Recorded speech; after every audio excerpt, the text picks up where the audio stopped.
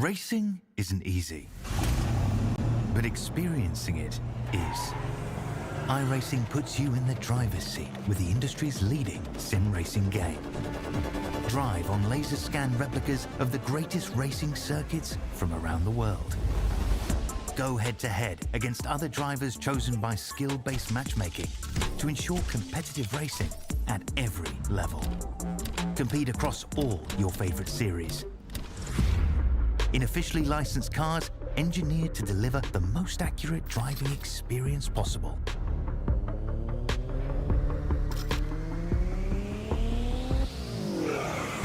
Join a race or host your own with players from across the globe. Race against the computer or in a league with friends. Feel the thrill behind the wheel. Visit iRacing.com.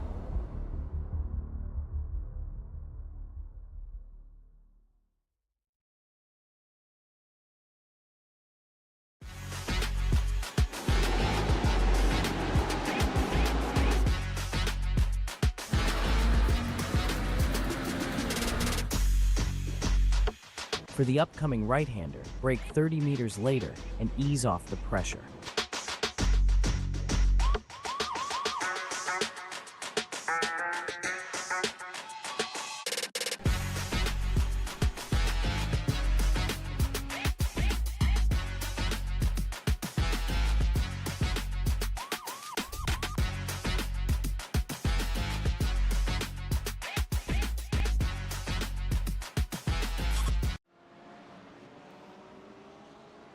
Hello, good evening and welcome ladies and gentlemen. Yes, that's right, we are back for another season of intense and absolutely exciting racing action in the one and only Evolution Sim Racing GT3 Championship, brought to you on the Premier Sim Racing platform, available only on PC, known as iRacing and powered by Trophy AI. Season 9 has arrived and we're here tonight not quite to open up the season opening round, but instead you're in for a treat ladies and gentlemen, because we are here in Japan at the Okayama International Racing Circuit for the pre-season event. This is going to be an insight into what we can expect when we go to Daytona in a week's time, and it will be an insight as to what our drivers are thinking when it comes to their choice of cars and who's who when it comes to the teams up and down the grid, from veterans of old all the way through to newcomers. You're going to see a whole variety of drivers on the grid today, and it's going to be an exciting opener and insight into what is going to come over 10 rounds of racing starting in a week's time. But as we welcome you to this live broadcast from Circuit Side, you are tuning in by the Evolution Sim Racing YouTube channel. All you need to do is go to youtube.com and search for Evolution Sim Racing or ESR, and you can be tuning in there, and you're specifically tuning into Split B. But where are my manners? Allow me to formally welcome you to Season 9 of the GT3 Championship, as in the commentary booth you have myself returning after Season 8. My name is Paul Walsh, also known as TX141 or Britain the Spit, depending on what media follow me on, and I'll be bringing you all your racing action as it unfolds over the entirety of the Season 9 course. We, of course, do have two splits being broadcasted. We are in the lower of the two splits, focusing on our lower tier drivers in terms of the Premier and EVO drivers. This is Split B, but we also have simultaneously the broadcast being presented to Split A, and that will be with regards to our Pro and Elite drivers, and that's in the very capable hands of Joe Glass and Chaz Draycott. And that broadcast is going on in parallel right now, so if you want to tune into both, make sure you have both broadcasts up. Alternatively, you do need to switch between the two. Well, you know exactly what to do, and all the racing we found on the Evolution Sim Racing YouTube channel.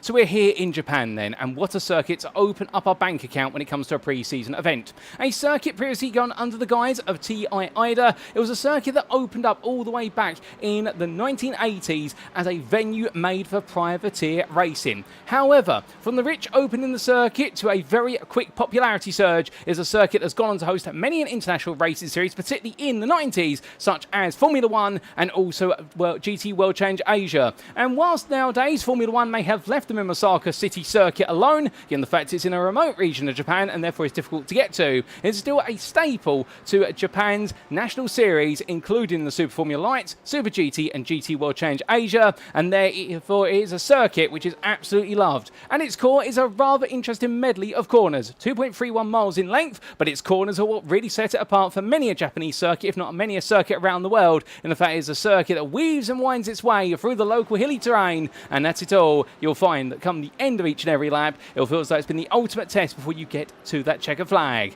But as we get ready to go racing in, well, we need to talk a little bit about the season that lies ahead. And well, what exactly can be said is the big question you may be asking. Well, let's start to break it on down. As we can see, we've got another calendar absolutely packed full of racing. And we begin today at the Okayama International Racing Circuit's full course with two 30-minute sprint races, for it is Wednesday the 19th, in fact Thursday the 19th of June. I'm getting a day ahead of myself.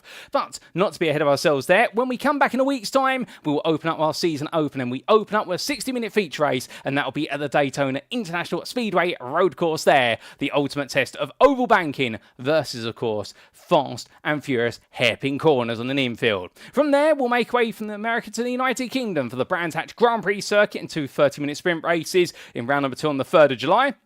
And then back to Japan, we're indeed queuing up the air miles there, and we head to the Fuji Grand Prix circuit in the foothills of Mount Fuji. We'll see our drivers take on potentially rather treacherous conditions, but the circuit's not been a stranger to them. From round 3 to round number 4, we make our way to the European continent, and in the mainland of Europe, we head to the legendary circuit de Spa-Francorchamps on the 17th of July for another feature race round, back-to-back feature race rounds there, and then we make our way back to the United States of America to conclude the first half of the season on the 24th of July at the Virginia International Raceway, and that'll be its full course. Now you'll notice a small asterisk against that round because the coverage will not be quite live due to scheduling. However, it will be presented as if it were live in a post-round broadcast the day after the racing has occurred. So therefore, I will be back in the commentary booth bringing you all the racing action, but it won't quite be raw live, but it will be as close as possible as it can be to live 24 hours after the event, and we'll invite you to tune in, as always, to two 30-minute sprint races. In round number 6, we head to Italy for the Mazzano Grand Prix circuit and the Marco Simoncelli circuit, a rather popular one when it comes to GT3 class racing. Now in the 31st of July, and in round 7 we head to France for the Circuit de Nevers Magny-Cours, and on the 7th of August, round number 7, quite poetic, our drivers are going to be taking on the rather popular French circuit that has been superseded by Circuit Paul Ricard in the modern era, but still Magny-Cours is not to be underestimated. And then we head to Brazil for Interlagos in round number 8, or the Autodromo Jose Carlos Pache as it's known in full, and on the 14th of August there, it is going to be about dealing with potentially inclement conditions for our feature race, but we'll then head to our 2x30-minute race format for Road America, the old school countryside circuit in Elkhart Lake, Wisconsin. And then from the 21st of August to the 28th of August, we bring the curtain down on the feature race finale at the home of British motorsport, the Silverstone Grand Prix circuit. And what's different for this season compared to Season 8? As you can see here, there is definitely a rather unique spread of races. Whereas in Season 8, it was all about switching back and forth between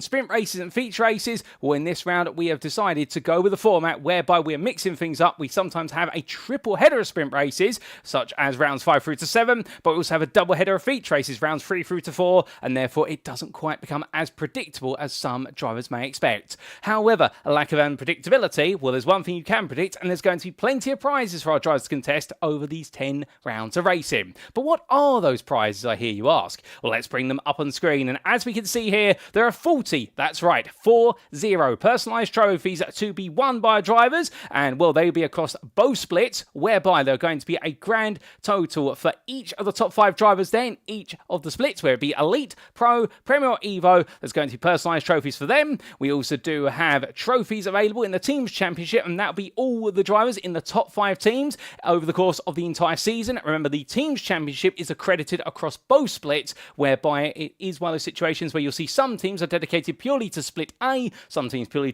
dedicated to split B, and some teams are a mixture of the two. And don't be confused there. If you do keep track of the Teams Championship and wonder where exactly certain drivers are, they may be in the other split. But that means there are plenty of trophies up for grabs, and as we get underway in a week's time, well, they'll all be absolutely itching to chase down those trophies, and some fine examples there and some fine silverware going to our drivers in previous seasons. We also do have 6 trophy AI subscriptions to be won for all of our drivers, and with 120 drivers on the grid and a grand total, I do believe, of 30 plus teams, it is all to play for. Now, whilst we've got some consistency with regards to our trophies and prizes, what about the racing rules? Well, the rules haven't changed this season. Indeed, that's one thing as well that hasn't changed. The rules have stayed exactly the same. We're not going to go into all the detail, but if you want to briefly pause this broadcast, you can do so. But what we can tell you is, for the sprint races, the race number 2 top 15 reverse grid returns after its hugely successful popularity in Season 8, whereby we went from a top 18 to top 15, and it's definitely served to mix things up and make it a little bit harder to benefit from that potential reverse grid. We also do have fuel limits being reinstated for the 1 hour sprint with the 1 hour feature races, and well, that's all to be seen there. But as we say, we're not going to go through all the rules and regulations because otherwise that may be a little bit boring. We want to hear engines roaring, so therefore we're going to skip over these now and let's come to our circuit. And we are here then at the Okayama International Racing Course, the full course place host. Located in the city of Mimasaka in the Okayama Prefecture of Japan, is a circuit that is historical with time with the Japanese countryside, and a circuit that has gradually been renovated over its extensive 40-plus year history.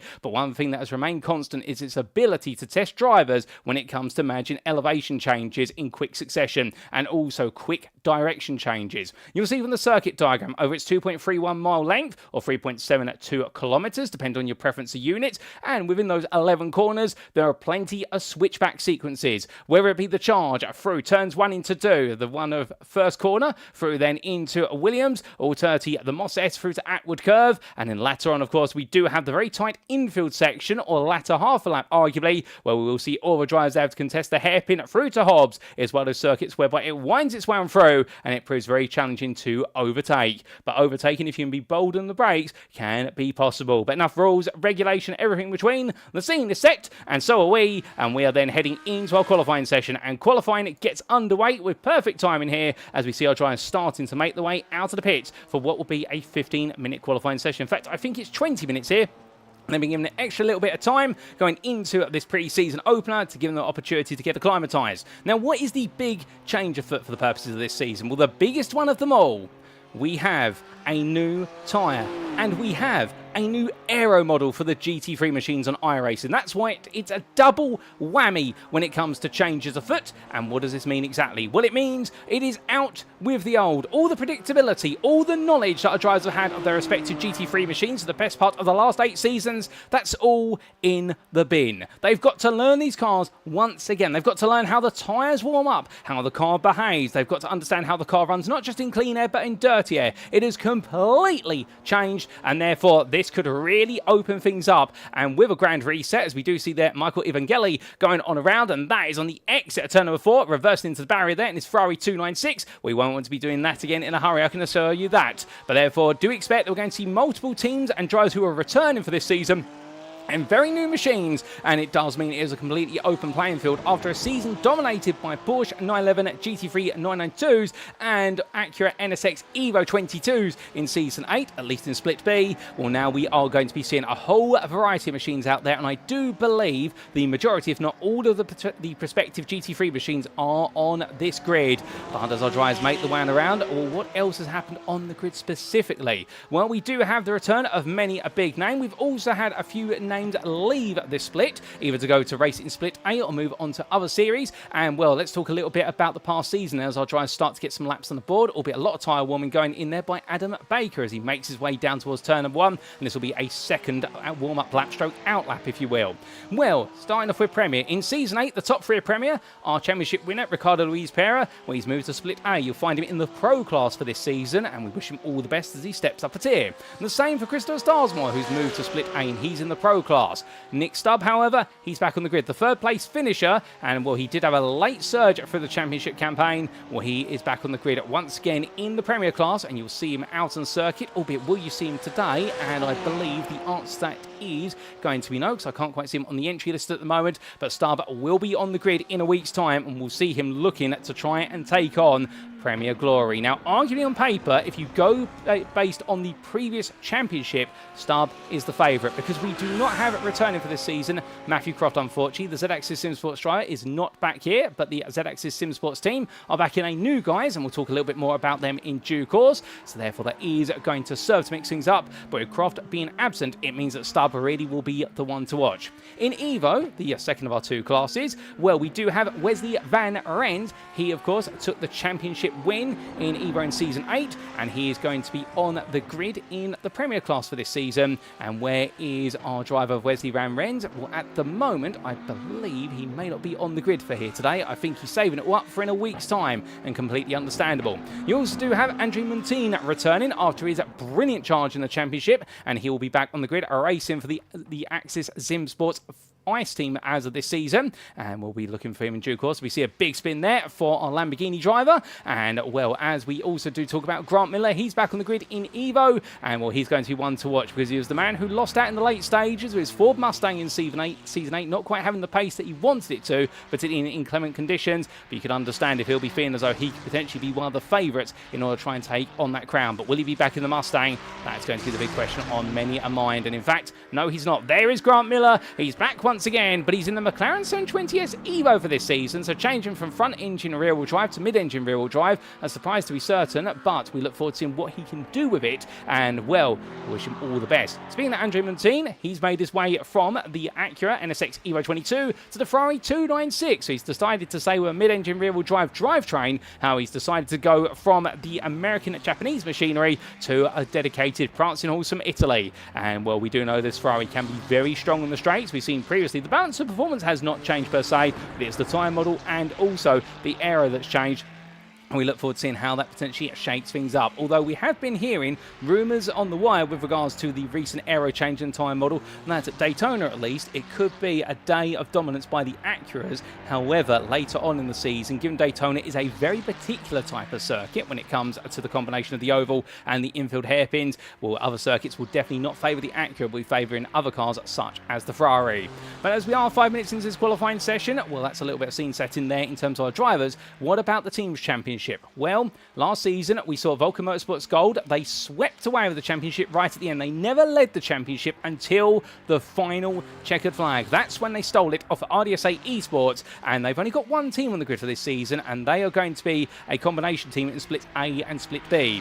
RDSA Esports, they're back once again, and you'll be finding them in Split A, so therefore not on this broadcast. And meanwhile, in third place, Racing League Hub. They're split across Split A and B, and we are going to be seeing in Split B here the trio of James Pallett, who's one of the drivers. Also, we're going to be seeing Philip McConaughey, who's going to be out there. And well, can we find him out on circuit at the moment? And the answer to that question is going to be no. I think they've decided not to come to Japan, and we will see them in a week's time, I mark my words. As we then do have fourth place in the championships at Axis Sim Sports, well, they're back on the grid, and we are going to be seeing, we saw Montine earlier on, and they will be under the title of Axis Sim Sports Ice and Fire, the Fire team being in Split A, but the Ice team being in Split B, and it will be Andrew Montine and Mark Parkhurst who are going to be on the grid for them in this split. But speaking of where Parkhurst is, not quite out there at the moment, but that is the recap of our winners and our top threes from the previous season in terms of Split B and the Teams Championship. So now let's talk a little bit more about the drivers who are out on circuit. And don't be shy, by the way, if you are tuning in right now, feel free to say hi in the chat, because it is a little bit quiet in there.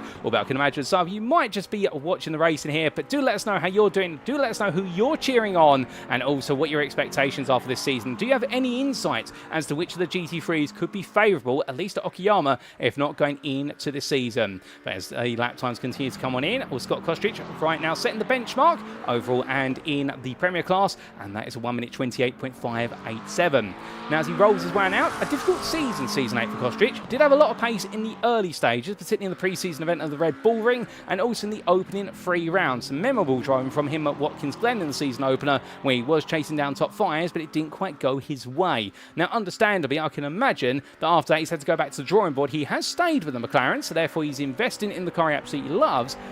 Yet, it does seem as though here, will it be a better time this time around, or will he find himself having that early surge in the season and then suddenly having to try and balance out the pace and hopefully not faltering? Well, speaking of one man who's not faltering in the McLaren, he's currently third overall, and he is, at the moment at least, your provisional Evo pole sitter. This is Grant Miller, and goodness me, the man in the Ford Mustang, well, he's gone to the McLaren, and everything seems to be clicking right now. But as soon as I say that, well, we do have there Mission R's Jonathan Berry, and we're a very friendly driver, both on the virtual circuit and also the real-life circuit. I had the pleasure of meeting him in person. I can tell you one thing, absolutely lovely chap, and as he makes his way on around there in the Mercedes AMG Evo, the 2020 machine. Now, this is a very interesting option he's gone for. 6.3 litres of V8 German machinery, and well, the thing about this car is much like the Ford Mustang with its 5 litre V8, you hear it coming from a long mile away. And as he roars his way down the back straight there, down towards the hairpin, well, the one thing that can be certain about this Mercedes, if you're looking for a straight line king,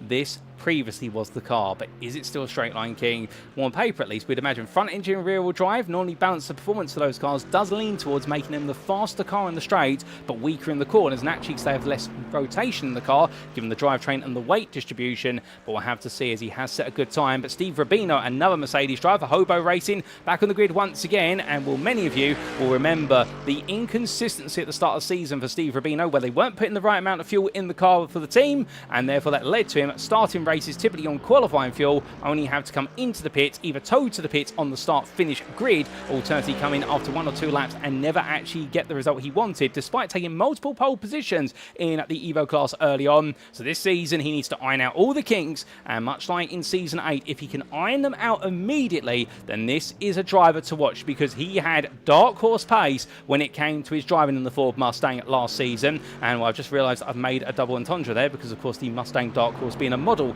of the 2025 machine, but it wasn't intentional there. But he's definitely going to be somebody to keep an eye out here, given the fact Rubino is one of those drivers, if he gets his teeth into it, he can prove to be unbeatable. But as we do say hello there, it's in the YouTube chat to Dean Tyler, who's cheering on Team LSR. Well, we do look further afield, because we've been talking a little bit about our Evo drivers, but we also need to talk about our drivers in the Premier class. And here's one of them, Martin Kenyon, as he rolls his way around, and he's in the Audi R8 Evo 2, the LMS machine. And well, this is a car that's gradually being phased out of GT3 racing in real life. I say gradually being phased out because there are no longer, as far as I'm aware, any dedicated Audi manufacturer teams that run this car in reality, given their potential switch to Formula 1, whereby they'd be taking over the Sauber racing team. However, Audi went from deciding to scrap their entire GT3 program to very quickly switching tact and deciding to commit to supporting customer teams. So you will still see the Audi R8 Evo 2 racing out there in the guise of teams such as Santalock Racing, who have proven to be very comfortable with this car. And well, it's definitely one of those tricky cars. It's a bit of a princess, the Audi R8 Evo 2, in the fact that this is one of those cars that has plenty of rotation. It also has that absolutely memorable V10 engine, and well, the day that V10 ends up screaming, the world will feel a little bit quieter, I can assure you of that. But the one downside of this car, and why it's called a bit of a princess, is because in medium to high speed corners, the reason it has an Evo 2 package is because the aero over this car makes it very unstable when you start to get to higher speed cornering. And well, the Evo 2 package aimed to fix that, particularly at medium speed, so looking at corners such as turns 1 and 2 in order to aid it. But we'll have to see how it plays out here for Kenyon and anybody invested in the Audi, and he's the only one in it. Now, you may be sat there thinking, okay, well, we're seeing our drivers in their cars today. Will they be locked into these cars now that they've brought them out on circuit at Okayama? The answer is no. This is a pre-season event, so therefore, this is a sign of what could be coming. There are no points to be scored today. The only thing to be scored here is bragging rights and also a gauge of where your pace is versus your rivals. Therefore, we may see several drivers opt to change their cars going into the season open at Daytona, but this will be a good bit of information for everybody out there. And normally, you would imagine that most drivers will have come to this pre-season event with the car they're running being their preferred car, but they need to test it in a race setting to see whether they want to lock in and use this car. Now, with the schedule, the Season 9 schedule, much like Season 8, following the iRacing official GT3 series, it does mean here that our drivers have plenty of opportunities to get practice in, day out ahead of each and every round. And therefore, if they're not on the grid today, you can imagine they will be practicing over the course of the next week in order to identify the right car to go to Daytona and the right car to go into their season. But once they're on the grid in round number 1, they will be locked in. If they don't turn up at round number 1, but they turn up at round number 2, that's when the car choice is locked in. As soon as they are on the grid for an official round, that is when they have to stay with the car. They can change the car mid-season, but they will incur a major points penalty. The best part of 50 points, if my memory serves me correctly, are the rules and regulations booklet. Goodness me, it's quite the Bible, and I assure you it's a good read, albeit it's good bedtime reading, but the point being that you do not want to change your car if at all possible. But as we do say hello there to Katie Kitty Eames in the YouTube chat, who's saying let's go Vrano. Well, of course we do have Vrano Esports on the grid once again for the purposes of this season, and we will see them out there in due order as they roll the way through, but plenty of drivers absolutely right now pushing on as best they possibly can. And speaking of our Vrano drivers, we will try and get them up on screen in short order and see exactly where some of them are. But we do look here to Barry Venman, who is a newcomer to the grid. I'm very happy to see Venman on the grid here as he roars his way on around, and as he does in number 15, He's looking absolutely hooked up there, no doubt about it. And well, we do have Craig Tillotson back on the grid for Verano, and I believe he might be the only driver on the grid for Verano this season. In the moment, at least he's in the pit lane. He's parked up there and will decide to get out of the car for a brief moment. The Acura driver deciding to be a little bit camera shy, but I'm sure we'll find him in due course. But with 6 minutes complete, and we've still got the best part of another, well, not 6 minutes complete, let me get my numbers right, 14 minutes complete. We've still got 6 minutes to go. We do look to the Penguin machine there, Class Velen, and well, the number 35 McLaren are right now a long way down. But let's take a look at those class positions in terms of the qualifying times. And as we can see, the fastest man overall and in Premier class right now is Menno Blom on a 27.877. I was about to say Robin Aston, but Blom just snuck ahead. The lap times continue to come on down here, and this is very impressive from Blom and the Sim Racing Team Netherlands driver who did run last season the Corvette C8R. It didn't quite have all the pace that he wanted, or I should say the Corvette Z06 to give it its correct designation, because it is off of the C8R chassis from GTE. However, it is a GT3 dedicated machine under the Z06 banner, and therefore I'm going to try and make sure I don't refer to it as a C8R from this point onwards, because I know there will be some of you out there who would like me to get it right. But getting it right or wrong, right now this man is getting it absolutely right, and Menno Blom, we're doing everything in his power right now to make sure he stays 2 tenths ahead of Robin Aston. And Aston, the Porsche driver as well, and we can expect the Porsche to go well at Okayama. It is a circuit that is dedicated to handling, and the Porsche being the ultimate handling machine. That is Porsche's moniker, if you will, with the fact the engine, the 6-cylinder inline engine mounted over the rear axle. It's rear engine, rear wheel drive, the optimum position for cornering in a racing car, because the idea is as you put the throttle on, you are essentially forcing the engine down onto the rear axle, and that provides the ultimate stability. And with all the weight concentrated towards the rear, naturally what the car wants to do is oversteer. So it is the car that you drive with the throttle pedal, is what many a driver says, whereas cars such as a Ford Mustang or a BMW M4, you drive with the brakes and the steering wheel. With a Porsche, you drive it entirely with the steering wheel and the throttle pedal, and everything else is optional. But as he charged across the timeline, is he going to improve this time? Well, he's looking to be the fastest driver out there, and he does go purple in the final sector. It's another 10th off there for Menno Blom, and well, that pole lap is getting faster and faster, and he decides, that's it, I've done it. He doesn't want to go any further, and well, completely understandable there, as this closed qualifying session right now gives our drivers the opportunity to park up and tow back to the pit lane if they so desire. But Blom setting a huge marker, as we do see Matthias Smolny here in the number 14, new to the grid for Mission R, and very happy to see him out there. And as he rolls off the corner, he'll be trying to find a bit more time if he can, but currently starting third place if things are as they stand, and that's not too bad. And he'll have Mark Johnson alongside him. Speaking of Mark Johnson, there is the Axis SimSport Ice driver, and well, right now the first car that's not a Porsche at the top of the standings, the top 3 are Porsches, and then we do have the McLaren 720S Evo machine as he takes his way gradually around the circuit. Elsewhere in the Evo class, well, right now it's Jonathan Berry who's the fastest, 7th overall. He's not out on circuit. He's decided enough's enough in the Mercedes AMG Evo, racing for the Mission R team, and therefore he'll be hoping for a little bit more of what always said and done. One other thing we didn't refer to is the fact that we do have returning to the grid for this season after missing season 8. It'll be none other than Quatermass Esports, or Quatermass Motorsport, I should say, getting their name correct, and they are back on the grid once again, and Andy Chell being one of their many drivers out there, and keep your eyes out for them as well, as we will be looking forward to seeing what they can do over the course of that season campaign.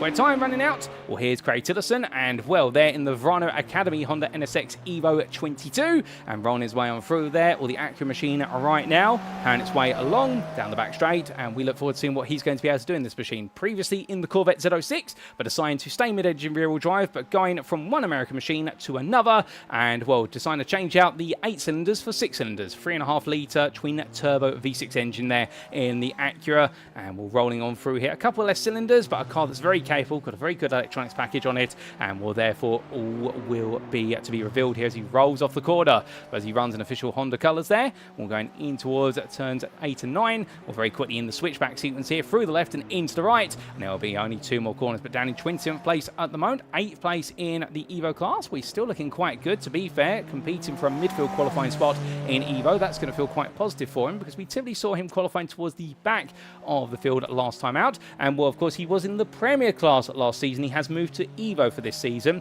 That's something to keep in mind as he comes towards the timeline. But the one other thing we need to keep in mind is we've yet to get an on-board lap with one of our drivers. Well, I think we need to rectify that. And well, can we get an on-board lap with Mark Johnson as he comes across the line? I don't think so, because I think he is coming to the end of of his session, but what we can do is try and get an onboard lap with Ross Norsworthy as he charges his way around if there is going to be time to get one in. The Simcast Racing UK driver, and in fact I don't think he will be able to get an onboard lap now because of the fact that we do have only 1.5 minutes to go, and therefore I believe all the drivers will have got the job done there. So we've missed an onboard lap. We'll try and get one a little bit later with one of our drivers, but as they come towards the close of this qualifying session, well, right now, can anybody dethrone the provisional pole sitters in overall stroke Premier, which is Menno Blem, alternatively the 7th place man in EVO, that is Jonathan Berry. Well, I don't think anyone's going to be able to at the moment, as we do say hello to Jonathan Berry, or Berry Race in the YouTube chat. He's decided to get out of the car, he's had a bit of a drink, and he's decided to pop in the YouTube chat. He's a man of many talents there, and he's multitasking, I believe, as well, and I hope you're doing well, Jonathan, and we're looking forward to seeing you out on circuit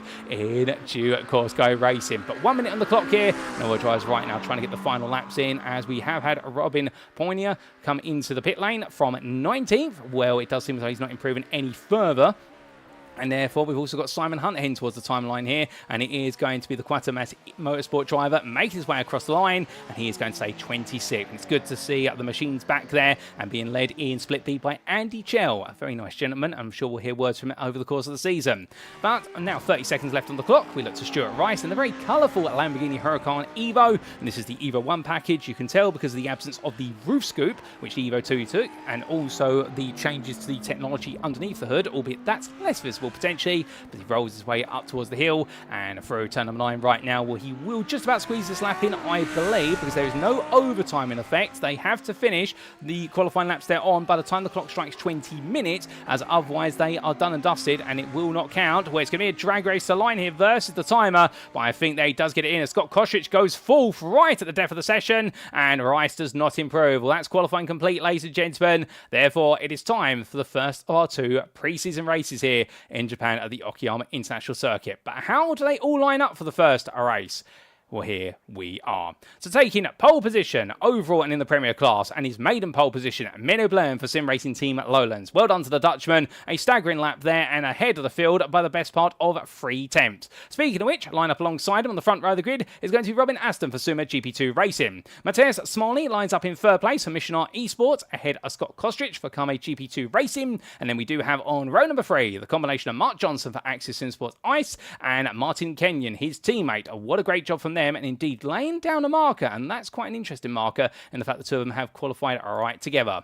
Behind them on row number 4 it'll be John Lubrett for Kame GP2 Racing, and he'll be in the company of your EVO pole sitter Jonathan Berry for Mission R powered by Mouse. We then do have on 9th place George Stone for Mission R, ahead of Jordan Maymar, new to the grid, his first ever Sim Racing League for Maymar, and in the Ferrari he's put himself 10th place on the grid. Well done to him, and we're looking forward to seeing what he can do in the number 5, and he was absolutely beaming down in the paddock, I can tell you, before he got into that car. And the excitement levels on that man, absolutely incredible. But you can understand, which your first ever Sim Racing League, well, you eagerly look forward to it. Alongside him, or behind him, we should say, will be Stuart Rice, starting 11th for Blue Sky Esports, ahead of Steve Rubino for Hobo Racing. And then from the Americans to the Dutchman, it's Denny Ploger for MJK Sim Racing. Dean Sheesby starts 14th for Moonshiners Racing Club. And then from the MRC driver, it will be Dexterous Motorsports, Barry Vayman, ahead of Mark DeVries for Sim Racing Team at Lowlands. On row number 9, we'll have the pair of Klaas Vellen for Penguin Racing Endeavours, and there'll be Liam Yanistor for the privateer from Romania. Completing the top 20, Robin Poina ahead of Grant Miller for Phoenix Racing, and outside the top 20, there's still plenty more drivers to talk about here. We do have Adam Baker for LS Racing, or LSR, ahead of James Bostock for Kame GP2 Racing.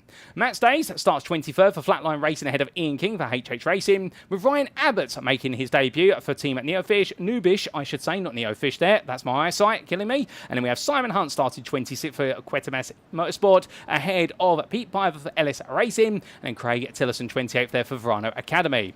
Behind them, starting 29th, Daniel Paul for Flatline Racing, ahead of Owen Seward for DXT Motorsports by ORA. Then on row number 16, it's Ross Norsworthy and Sammy Ariba, followed up by Oliver Forstrom and Andy Chell.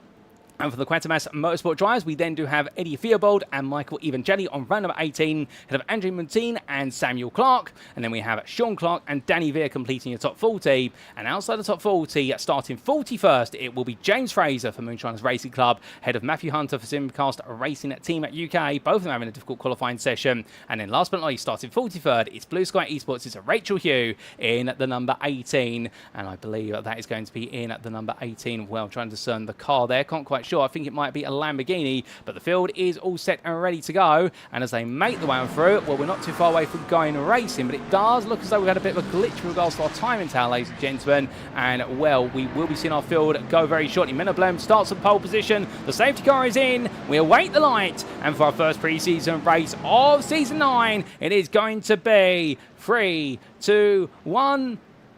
And it's lights out and away we go here as Menoblem looks to get a great start off the line. Does he do so? Well, he charges his way down towards turn number 1, and as he does, all the field fans out behind. Well, it's a good start for Blem, but where's it going to be for everyone else? Robin Aston is too wide there. Faces Smolny. Smolny getting the launch by comparison and coming for the right and to left. Oh, no, that's the Audi there of, I believe, that is going to be Kenyon going around. Kenyon's gone around before he's even completed the first turn. There's a story to that one, and as all the drivers are charging around through, well, very quickly the leaders start to separate. As they do, well, the rest of the field now starts to queue up in long succession. And we can see there Mark Johnson having a bit of a difficult start and losing out versus Rubino and Stone. However, Stone right now trying to pull away in that Porsche 911, and Rubino is following him on through.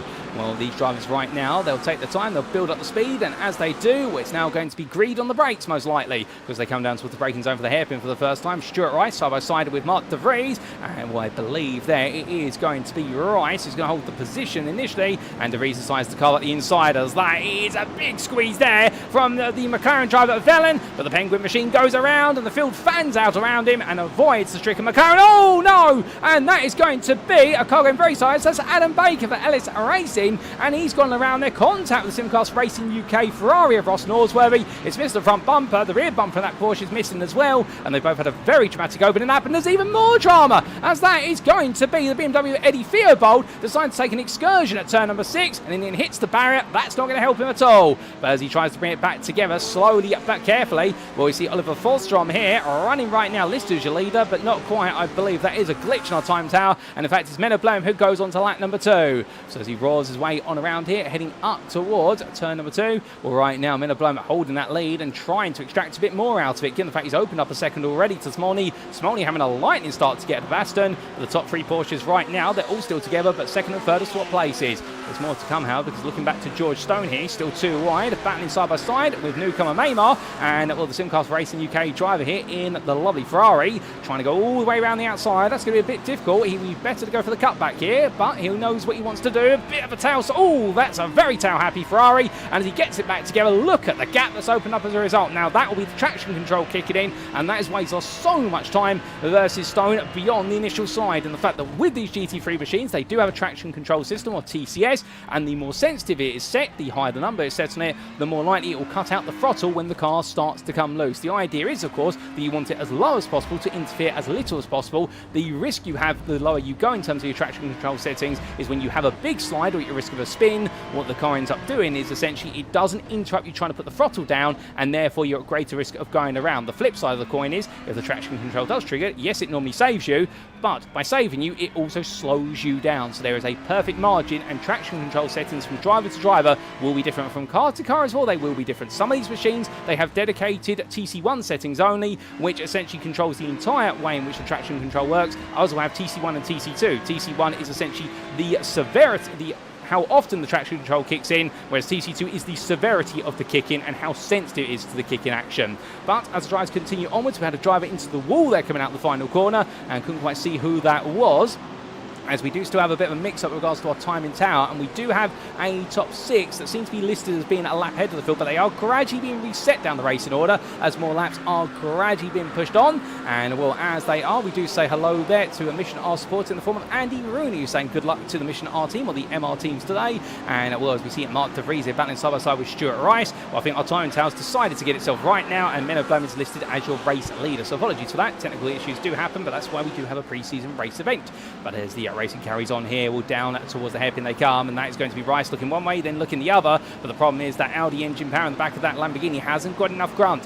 Further back, we do see a BMW looking for a move, and that is going to be Ryan Abbott's looking for an opportunity on the back of Barry Venman. And well, the BMW alongside him is a lap down, and that is none other than, I believe, Eddie Theobald right now playing. Well, that's not Theobald, it is Samuel Clark, who's following them around in the black and white 39, and he's looking to try and get involved a little bit sooner rather than later. However, not able to do so at the moment. And further on back there, we do look to the Quatermass number 31, and that's being chased down by the 43 Samia Reba for Mission R. And well, I believe the 31 is Oliver Forstrom. And Forstrom right now just seemingly holding his position and trying to make a bit more progress away from Klaas Vellen. Vellen in the Penguin machine in the McLaren. It went round early on. Many of you remember it was sideways coming out of turn number 5 on the open lap. But right now he's not going sideways anymore. He's going straight on as he roars his way towards the end of this lap, and now caught up behind one of the Evo drivers. It is going to feel a little bit painful here, albeit the Evo and the Premier drivers, they have the right to race each other. There is no expectation that one steps aside for the other, and sometimes it is tactically worth it, particularly in the sprint race weeks, whereby when you have those 2 sprint races, if you finish inside the top 15 as an Evo driver, you can give yourself a huge opportunity to start very high up the order going into race number 2, and normally put a lot of daylight between yourself and the majority of your Evo rivals. If you're the only Evo driver to finish inside the top 15, particularly if you finish 15th, you start on pole for race number 2, and then you'll have 14 Premier drivers between yourself and the next theoretical Evo driver, and that is the ideal circumstance for some, not always for everyone. But right now, speaking of ideal circumstances, that's going to be a lovely cut to the inside there in the number 1 from Samuel Clark. Gets it stopped on a dime, coming out to turn number 4, and that's a place gained in the battle between Clark and I believe behind him that is Sean Clark. And well, it's going to be Samuel versus Sean as they come on down, and one with an E on the end of the clock, the other one not. That'll be Samuel Clark with the E at the end of his name. Meanwhile, Clark behind, Sean Clark without the E, is just staying right with him there as they battle over, for them, 12th place in the Evo class. Now, a good old battle, but the BMW is starting to pull away a little bit as it rolls its way on down in towards turns 6 and 7. Gets a bit greedy with the exit curve there coming out of 6, and you can see the car starting to mount the exit curve onto entry curve for turn number 7, if you will, and that BMW very snappy on those curves. And well, as he roars his way around from curb to curving, well, charging his way in towards the right-hander hairpin of turn number 9 with a quick switch back there, gets it absolutely settled on down, and Sean Clark behind goes a little bit deep, does get it back together, but now Matt Stace is going to be closing up behind him instead and thinking about potential opportunities. Our drivers continue to push onwards here, and we've still got plenty of time in this race to go. Indeed, we have only covered the best part of 6.5 minutes so far. It feels as though it's been much longer, but it's Okayama circuit where it's nice, short and sweet, and therefore the laps are going to keep on occurring at a very lovely rate. And as they do, Stace right now looking for an opportunity here as we do jump on board the dashboard there of the number 53. Now, the Flatline Racing driver here, what can he ascertain from following the back of the McLaren? Well, one thing you can definitely see is that Sean Clark does seem to have a little bit of understeer native to that McLaren. He doesn't seem too happy. The lower speed corners in particular is when that McLaren seems to step quite deep on rotation. Stace, meanwhile, decides to intentionally go deep here into turn 4. This will give him the opportunity to cut back, but in the end gets a little bit of wheel spin there as he points the car on the exit of 4 and gets then understeer as he gets the power down, and Stace going to the grass there. Well, that was a near miss to the wall, and I think he'll be thinking to himself, okay, we need to dial that out when we do look at the setup of the car. If he is going to stick with the Porsche, because he won't want to experience that understeer too much more, because that's not a nice place to be with a car that inherently is meant to oversteer.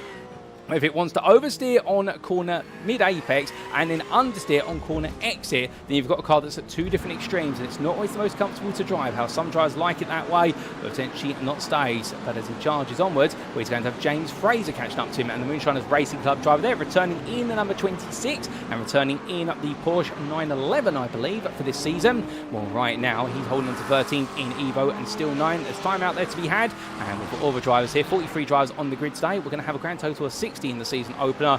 I do believe it is definitely looking as though right now 2/3 of the potential grid for Split B, and they're all very eagerly looking to see exactly whether they can chase after victory. But from them, as we do see Craig Tillotson taking a slowdown penalty in the rear of the pitch there, releasing, I believe, none other than our driver behind him. And I'm trying to understand who that was for a brief moment. I couldn't quite see. But Tillotson there taking the slowdown, and that will be for track limits at one point on the circuit. We briefly do look here to none other than Simon Hunt, who is effectively a lap down at this point, or almost a lap down, given the fact the race leader's not too far away. He's carrying on here after an early instant. We'll be hoping for no more of that. But as he makes his way on through, we look back to the race leader, speaking of whom, Menno Blum, and right now he's continuing to absolutely hold on to lead this race by a comfortable margin of 2 seconds as we look to the overall timing tower. And well, with 9 minutes of this race almost complete, the big question we have to ask here is who is going to be able to catch up to him. And Matthias Smolny, well, he's running away from Aston. It does look as though that top 3 starting to gap itself, albeit Scott Kostridge is closing little by little on Aston. Last lap, however, Aston was 600ths faster. However, it's given give or take here and cutting back and forth. And Kostric right now definitely trying to interrupt the Porsche pack at the front. He'd like to put that McLaren on the podium and in a way say to the world, you know what, it's not just about the Porsches. You can pick another mid-engine rear-wheel drive car or rear-engine rear-wheel drive car. The Porsche is classified, but it's normally simplified to mid-engine rear-wheel drive for simplicity's sake.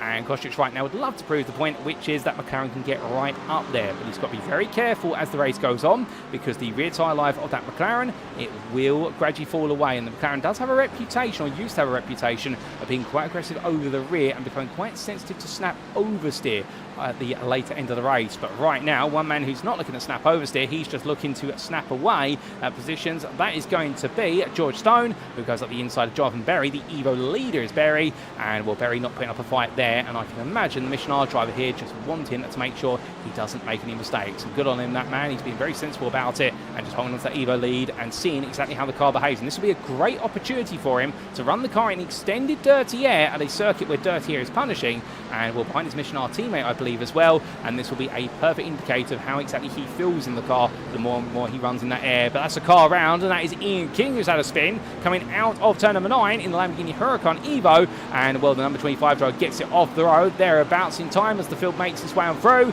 And good awareness there from King. A bit of an error. What exactly happened to him? Here's a quick replay.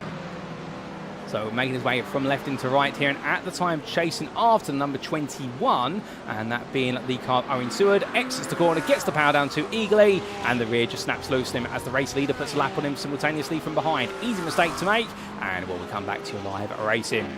As we do, King's had it go a bit wrong, however, many will be getting it right, and there is King making his way back up to speed now. As looking to Martin Kenyon, he had a nightmare start to this race, and we would cut back to the race start, but we believe it might cause some problems with regards to our timing tower, so therefore we're taking the cautious approach of not doing so, and we appreciate your understanding there. But Martin Kenyon having that mistake out of the opening corner on the opening lap, and in fact we might be able to get the replay of that. We are going to brave it and see what happens, but definitely a spin right at the start, and not a happy spin for Martin Kenyon. What exactly went wrong? Well, here is the replay to explain. Now, this was from the race start. In fact, that was the aftermath where he's parked up, but we want to see what happened beforehand. We want to see him actually go into the corner. Well, this was the race start. Went under braking there, looking for an opportunity versus Kostric on the inside. Was he tapped? The answer is yes, he was by the Axis Sim Sports McLaren there, and that's what sent him around. We thought he might have done it of his own volition, but not so. Also there, one of our Mercedes missed the front bumper. I believe that might be a bit of a graphical glitch there, because that was Jonathan Berry's car, and it definitely has its front bumper attached to it. But Martin Kenyon going around as quickly as he got started.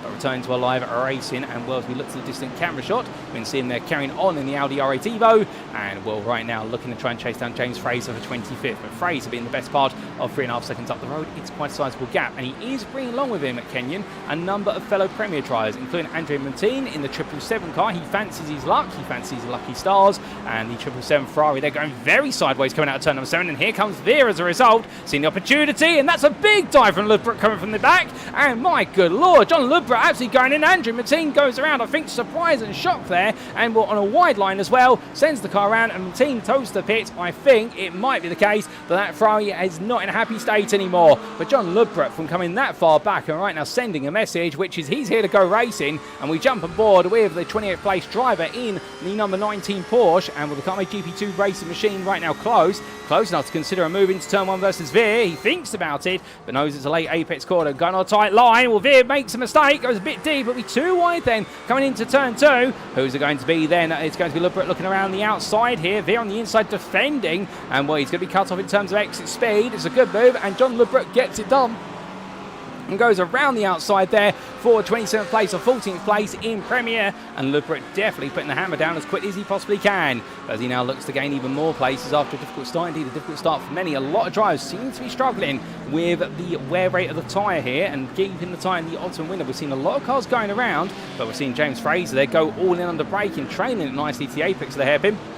And he moves into 12th place in the Evo class ahead of Sean Clark, who falls back in the McLaren there. But right now it seems some drivers are much more comfortable with the new tyre model versus others, but this is all what it's about, and that's why we have this pre-season event, because it gives our drivers an opportunity to practice in an anger situation or a real situation what the racing is going to be like, and whether the car they've picked is one they're comfortable with. But looking up from further down the order to inside the top 10, this is Jordan Maymar, who's currently your 2nd place Evo driver, and he's under a bit of pressure here because he has got Mark Johnson chasing after him. Now, Johnson is a Premier Class driver. However, for the purposes of this racing, I somehow suspect that no driver will be thinking about the battling per se, in terms of whether it's in their class or another class. They'll just be thinking about one thing only, and that is being out there and enjoying themselves. Though some drivers may have given themselves a directive or an objective to achieve, but I think Jordan Maymar here is just enjoying the moment, and Johnson falls back a little bit there, and the McLaren decides, you know what, it's not worth it going from that far back. However, the Ferrari driver here will know that Johnson is looking definitely very close as they roll down through 6. Maymar goes a little bit deep there, misses the apex curb, and you can see that in the body language of the car, albeit we're riding on the rear bumper, but the idea is the car fell short of apex, and in the end, by rotating through, end up going wide, and it's very tricky to get right through turns 6 and 7, because you have that sun direction change from the right-hand hairpin, a blind crest, to then come down into left-hander very quickly. It all happens in the space of 3 seconds, and that sounds like a long time behind the wheel of a car. When you're moving on around, it's not that quick in reality, and as they roll on around right now, well, Maymar keeping it together, but Johnson definitely putting him under a little bit of mental pressure here, but a bit of mental pressure at this point. If he can withstand this, what could he withstand over the course of a racing season when he's up against fellow Evo drivers? Further behind, Stuart Rice now looking for an opportunity. Mark De Vries, Lamborghini driver, peels out to look up the inside into turn 1, into first corner.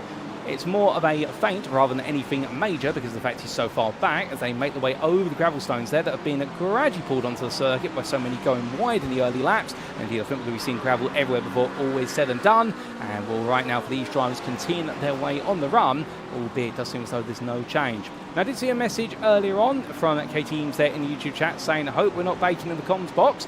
It is a bit warm in here, I'm not going to lie. We haven't quite turned the fan on yet or worked out how to turn on the fan. But in terms of how hot it is for our drivers out there, let's get a weather update. And there is the weather on screen. As we can see, the weather right now, it's only 18 degrees centigrade ambient, but it's 43 degrees centigrade track temperature. Now, what does that mean in the context of the weather? What it means is this circuit is piping hot and those tyre temperatures will be spiking quite aggressively. Now, the new GT3 tyre model, the big theme of the tyre model is if you have a slide or a spin, the idea is the tyres are still usable for the remainder of the stint. It's not as though the tyres are out of their operating window and they can't get back there unless you massively nurse them. However, when you have a track temperature in excess of 40 degrees centigrade, that makes the rubber really hot by default, and it means grip levels suddenly really come down to a minimum. And there is naturally, when you talk about track temperature, there is naturally an ideal temperature. It's not the lowest temperature and it's not the highest temperature. It's somewhere in between. Normally, you're looking at about 23 to 27 degrees centigrade, track dependent, the wind conditions as well, the humidity playing a factor. But once you've got it gripped up, it works. And right now, Stuart Rice says, well, whether it's hot or cold, I'm going in all guns blazing up the inside of De Vries into turn 1. De Vries comes back at him there. Oh, I thought that was going to be close to them. But in the end, Rice decides he's going to absolutely go for it and gets the move done. Lovely move from Stuart Rice there and takes the place and moves up into 7th place in the Premier Class. Albeit Rice will be thinking to himself, okay, that's one done. Now I've got to chase after another one. But will he be able to? Because his next target will be Grant Miller, who's 1.5 seconds up the road. And right now Miller pushing onwards there in the Phoenix Racing at McLaren 720S Evo. And well, from them, it's all war here as we do have a battle for full place in the Evo class. And this is going to be the fight between Barry Venman and Ryan Abbott. Abbott's right now in the BMW going defensive, and it's the battle of the two German marks as we do see Venman looking one way and then looking the other. Can't find his way in at the moment,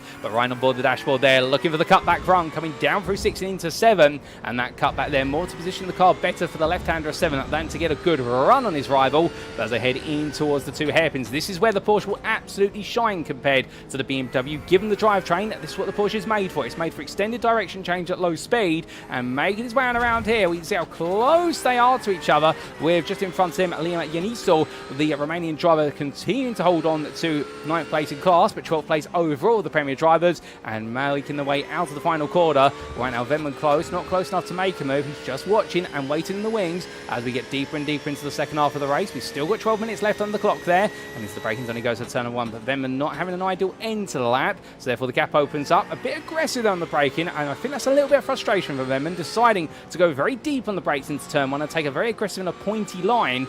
Yet, you can do that. The only problem is you're putting a lot of pressure on those front tyres. It gets to stop this time, but that will spike the temperature through those tyres. And he won't keep doing that, because otherwise he keeps doing so, he'll very quickly find he runs out of tyre life for a brief period. Making the way out to turn number 4, staying close there. Yanisio and Abbott's getting closer and closer. And Ryan Abbott's to this point, he'll be grateful for an extended slipstream. We have had a bit of drama up front as well. We're going to talk about that very shortly, because we have had a change of overall leader. Menno Blum has been demoted from the lead, but right now these three staying together, and that's going to move up the inside. Abbott's looks around his fellow BMW BMW driver, Yaniso, and Yaniso in the end gives him the space to cooperate, but coming down into turn 6, there's only one way through here, and Abbott's is going to be made to wait behind again as they roar the way into turn number 7. But the big question maybe you'll be asking is, where is Menno Blum? Because he's dropped on down. Well, here's the replay to explain what happened to our race leader. Now, this was into turn number 4. He was comfortably leading by the best part of 4 seconds. Comes out the corner, gets the power down. The rear starts to let go there in the final stage as he moves up into 4th gear. And I think they're just a bit too much steering lock and a bit too much expectation. Plus, also the dirty air in the car in front that will have upset the aero balance of the Porsche and made it a little bit more sensitive on the rear. And that's put him all the way down to 5th place. And now we have a new race leader, and it is none other than Mateusz Smolny, the Polish driver here, leading the race, and will leading it by 2 seconds over Robin Aston. And Aston right now, well, he's still got growing pressure, and in fact I think he's got a 3rd player in this battle, because Scott Kostrich is still with him. That's player number 2, and player number 3 is George Stone from Mission R, who's watching this at a distance.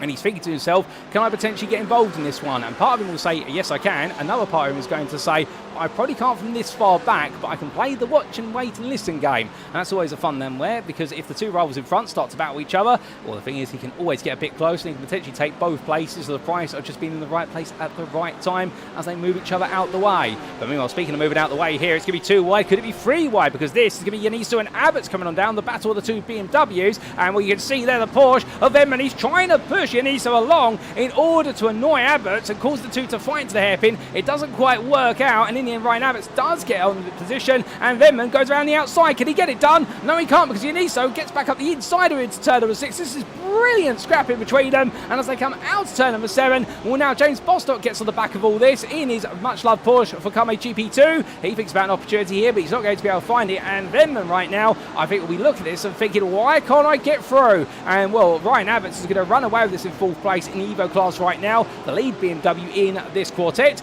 and he'll just try to put a gap over his fellow BMW driver and let Yaniso end up holding Venman behind. It's easier said than done, and right now Barry Venman, for all the cornering speed he has, he doesn't have that final 5% he needs when it comes to the straight line speed in the Porsche, but that's how the balance of performance works, plus also the amount of aero they're running. This is a high downforce circuit, but I can imagine that some drivers here will take a little bit of rear wing off the car to give themselves a better run down that back straight. It is a long back straight, and it's one of the primary overtaking places on the Okayama circuit, and therefore if you can take 2 to 3 miles an hour more speed down it, you will naturally give yourself better overtaking opportunities and also better defensive opportunities when you've got somebody close behind. But as they push onwards, and we say hello there to Matt Watkins and also to Steve21, and glad to have you both with us. And I believe Watkins there cheering on Robin Aston, our 2nd place runner, and we'll appreciate the compliment there, Steve, and I hope you're all okay. But as the drive's coming down right now, no change at this time. Everyone's still close together here in this battle, but at any moment, Yaniso and Venman, I think, are going to have another scrap, and that's going to be enticing. But looking back here, there's more to come outside the top 20, because we do have a fight here for 13th place in Premier. That's going to be Ludbrook looking around. In fact, that's not for 13th place in Premier. Let me get myself corrected and readjusted. That is going to be for 22nd overall. And that is Andy Chell in the Mercedes, fighting with John Ludbrook in the Premier class, and with the Evo Mercedes right now in terms of the class driver, with Chell there holding the inside line. That Mercedes is very quick on the straights. You can see there, despite the Porsche having the better run, Chell is still there. He's not going to give up. That's 6.3 litres of V8 glory from Germany, naturally aspirated, versus the inline straight 6. And as they roar the way around, where it is going to be through turns 6 and 7, that Ludbrook will finally get to the inside there, going from outside to inside of the hairpin. He premeditated it. That's what you need to do. You need to remember there's direction change, so where do you want to be later on in the lap? And Chell having to relinquish the position in the end, but great fight between the 2 of them. I'm sure there's still plenty more to come over the distance. But rolling on out right now, will Chell fall a little bit further down at the order, but I think you'll enjoy that. Further on back, we've got a bit of a battle here between 2 teammates of Simcast Racing UK. That's Ross Norsworthy up the inside of Matthew Hunter, the Premier driver getting on past the Evo driver. That's the 28th overall. And, well, a bit further back, Ian King, the next driver. That was Craig Tillerson you saw behind him, but he is at this time a lap down due to some issues with the car and also slowdown penalties that he served, so therefore it's not quite working out for him, but still he's getting all the information he needs with regards to his choice of car in the form of that Acura. But now looking back up to the Blue Sky Esports machine, this is Rachel Hugh battling with Oliver Forstrom, and, well, the Quatabas Esports driver looking to try and make a move on the Blue Sky Racing Esports machine. But as they come charging out of the corner, well, the Lamborghini gets a much better run, and just off in the distance there in the foreground, well, that is the rather luminous bulk of a Ford Mustang being driven by Pete Piver. And, well, an interesting choice of car from Piver, given the fact he switched from mid-engine to front engine in terms of the drivetrain for this season. However, it might be one that he's decided to go for. Piver briefly slightly dematerialising and rematerialising from the EVO. We have lost Piver. Hopefully we have not lost him for good, because that is going to be a bit of a concern if we've lost him, no doubt about it. But he does appear back in front for a brief moment, so Piver having some connectivity issues there, and hopefully it's not a sign of things to come, because that would be a bit of heartbreak, as Frostrom here in the Quatermass Motorsport machine continued to stay close, but not quite able to find a way in at this time. But he rakes his way off of the apex there of turn number 9 and in towards 10, staying where he is at the moment. And these two continue to scrap over the 7th place in the EVO class. Well, they're having a good battle, and we've got more to come, because this is Grant Miller, and it's going to be another Blue Sky Esports machine that puts some pressure on a driver. However, it's going to be a Premier driver passing an EVO driver here as he looks up the inside to Stuart Rice, and he will take the place there. But now, will we see the return from the McLaren down the back straight?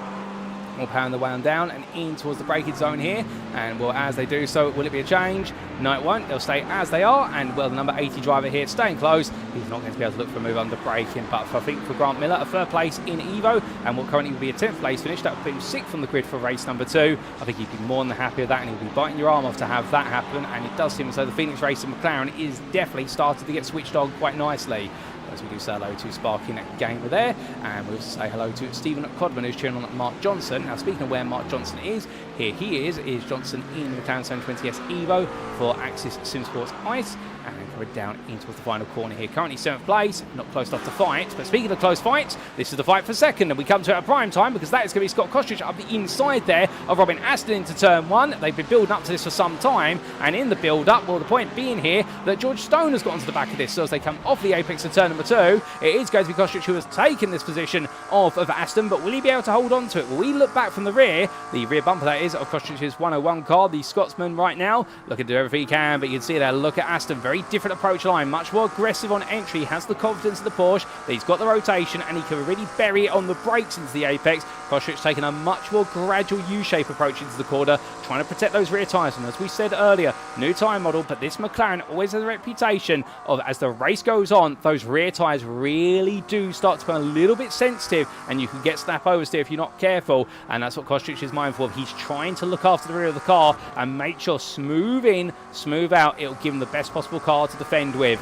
But out of turn number 7 in low speed corners, the Porsche coming alive here as Aston looks close. He looks menacing, and well, he's almost there, taking off the rear camera of the car. Stone watching only 3/10 behind, and Kostrich playing the game of follow me, guys. He is the leader right now, and understandably, you can only go too wide for the hairpins if you're too wide on entry. There's going to be no way through right now. They come on down and in towards the final 2 quarters here, and this will be going on to the penultimate lap as we understand it, because our race leader is only 1.5 seconds up the road. And in fact, that's an interesting point, because that is Matthias Smolny, who you see in the foreground of the camera shot after the Simcast Racing UK Ferrari. And well, Smolny right now is gradually being reeled in. He's losing a 10th a lap to Kostrich.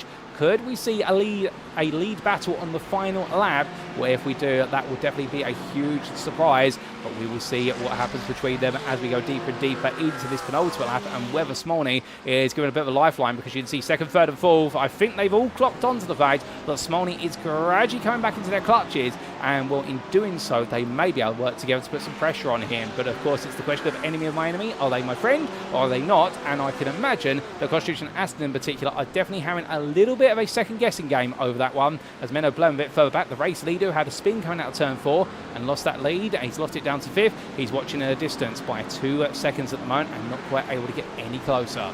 But as they come on down then, well, this will be that penultimate lap, as we said. This is lap number 19, and then we'll go into lap number 20. We're getting plenty of laps in over the course of a 30-minute race, and we'll get plenty more in the second race of the day. But right now, all these drivers continue to push on and putting on an absolutely brilliant show, no doubt about it. And remember, there's no points on the line today. This is purely a pre-season race event, but they're already trying to lay down the markers and trying to make an impression, as that was a big, big slide there from our full place man, George Stone. I think Stone just misses his braking point, and then having to go even harder on the anchors. And as you do, well, obviously, you turn in more aggressively, because you still want to make the apex. If you miss your braking point, you'll get in the front tyres to do too much, and that's what leads to the rear of the car starting to pitch round at more, because of the fact all that weight is being swung around at a much more aggressive rotation rate. But onto the final lap they go then, with 1 minute 30 left on the clock. I don't think we'll get another one in. We'll be very close to doing it. However, I think the race will be called at 20 laps, and Smolny right now just trying to break away. Into the pit lane as well, we have had Ryan Abbott's come in as I look at my content booth window, and he was running at the time in 4th place in EVO. I wouldn't be surprised if that is for under fuel fueling the car that he's had to come into the pit lane because of the fact he may not have expected for the race to go on to a 20th lap, but we will have to wait and see what happens. In fact, Abbott has just been served. It was a 3.72 second stop. And Daniel Paul in as well. They are coming in for a quick splash and dash of fuel. So I think some drivers have, in the end, got to a position whereby they've miscalculated the number of laps. And well, the number of times we saw that in Season 8, in the early stages of the season, in the sprint races, compared to later stages, it's quite sizable early on, but later stages, we didn't see it at all. I think a lot of drivers in the end started to become very cautious of the amount of fuel they put in the car and decided to overfuel rather than fuel right on the limit. But speaking on the limit right now, Kostric can't quite put Smolny under the pressure to put him on the limit. Well, he's still finding himself being under pressure from Aston and Stone. The battle for second here might get forced a bit closer because that's the number 17 Ferrari of Ross Norsworthy. That's a lap down. Well, he's going to cause them to bunch together, but there's no real opportunity into the final quarter, so I think he's going to be safe. But meanwhile, the man who spent the majority of the race from third to second, he's going to finish from first, and it's going to be Matthias Smolny who takes victory, or is it? No, it's not. We're going to get one more lap in. Well, we've literally squeezed it in at the death of the session. That's absolutely brilliant. So 21 laps will be accrued in race number 1, and as we go deeper then into the final lap, we go once again here, and this time for real, it is going to be Smolny who tries to run away, and I think he's safe to do so, but will it be Kostric, Aston or Stone who make it onto the second and third spots of the podium? We're going to see very shortly because they come through. The gap has opened up a bit with the traffic, but now they're going to be reset from them. We have had a bit of a moment for Daniel Paul further down the order. Oh, goodness me, that is a big snap under braking there, and I believe, unless I'm very much mistaken, that was Barry Venman getting it wrong, and in the end, or Liam Yaniso, well, he's given the place back by Venman. Venman just misses his braking mark and coming spearing into turn number 1, and James Bostock also aware of what was coming and deciding in the end to take it nice and easy, but all 3 drivers surviving that one, but that could have been far worse if nobody was aware of what was going on. But credit to them where it's due, they all managed to avoid getting caught up in that one, and I think they're all learned for that one going into race number 2. But charging onwards here, well, Venman will be guaranteed 4th place in EVO now, presuming that he's got enough fuel to get to the end. Further on back, we do have the Quattromass Motorsport machine of Oliver Forstrom, and he's chasing after Rachel Hugh here. They're fighting over 6th place in EVO, enjoying a great little battle between the two of them, and it is still Forstrom who's trying to make the move. But looking to the front of the field, this time the checker flag will be waving for the Michelin number 14. He's crawling out the final quarter, but I think he's got the fuel. He's just got it, and for Matthias Smolny, it is going to be first victory of the season in the pre-race event here in Premier and overall ahead of Scott Kostric, with Robin Aston in 3rd. George Stone takes 4th place ahead of Menno Blum, and Jonathan Berry absolutely dominates in EVO to take 6th place on the road and will take class victory. Mark Johnson was 7th ahead of Jordan Maymar, runner-up there in his debut in his first ever Sim Racing League event. He takes 2nd in EVO, 8th overall. Well done to him ahead of Stuart Rice, and then James Bostock rounds off your top 10 there. Very happy James Bostock, no doubt about it.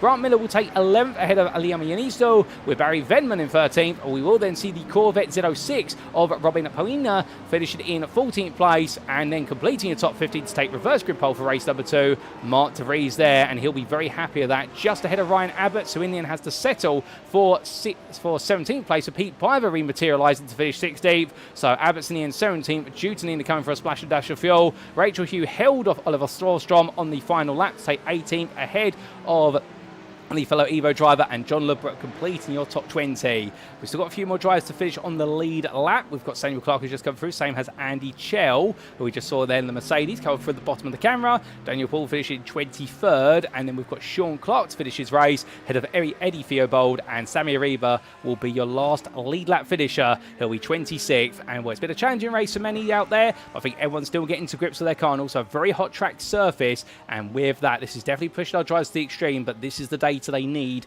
in order to know which car to go with going to Daytona next week. But as this race comes to a close, let's take a look to the scenic view and let's take a look at those race results. And well, of course, these will be subject to Stuart's inquiries as we do now bring those results up on screen. And what we can see after a brilliant opening race for this pre-season event, well, it was a victory that went the way of Matthias Smolny for Michelin R Esports, taking that victory in the end by 1.6 seconds over Scott Kostric, with the Kame GP2 Racing driver being followed up by the sister team of GP2 Racing, that being Suma, and the Suma GP2 machine of Robin Aston, rounding off your top 3. George Stone held on to 4th, was looking for a podium, but it didn't quite work out. But still, the Michelin R powered by Maud's machine. He'll be looking to move forward in race number 2, as will Menno Blum, who was dominant in pace in qualifying and also dominant over race distance until a spin at turn number 4 sent him down to 5th, and he couldn't quite recover from there for the Sim Racing Team Lowlands. But keep an eye on the Dutchman in race 2, because he'll be starting in 11th place on the grid, and he'll be very eager to make a quick run up the field.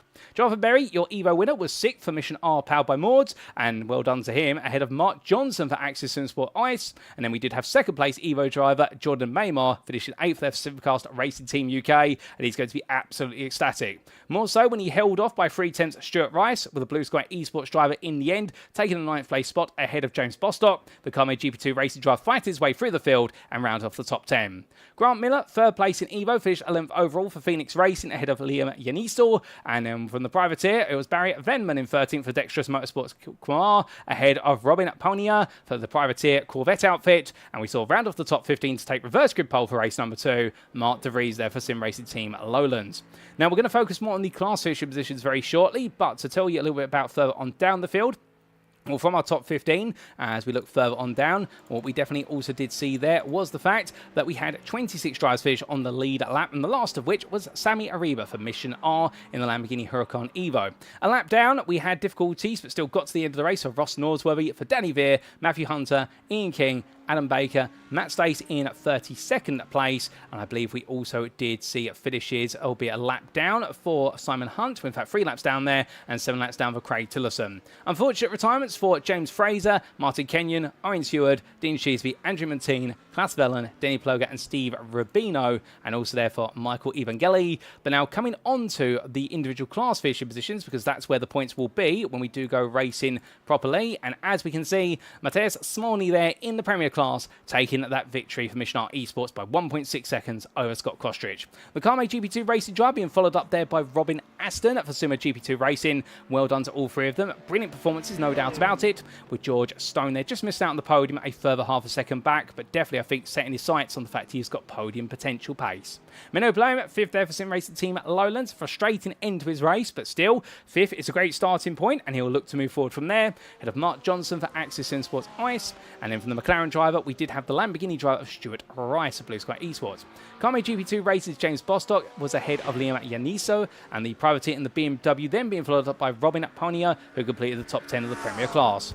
From the Corvette driver, it was the Porsche from Sim Racing Team Lowlands, and Mark De Vries was best of the rest, with Pete Piver and John Ludbrook completing the lead lap finishers, and it was a lap down to Ross Norsworthy, also to Danny Veer, Ian King and Adam Baker, 3 laps down to Simon Hunt, and then we did see the unfortunate retirements of Martin Kenyon, Dean Sheesby, Andrew Montine and Klaas Vellum.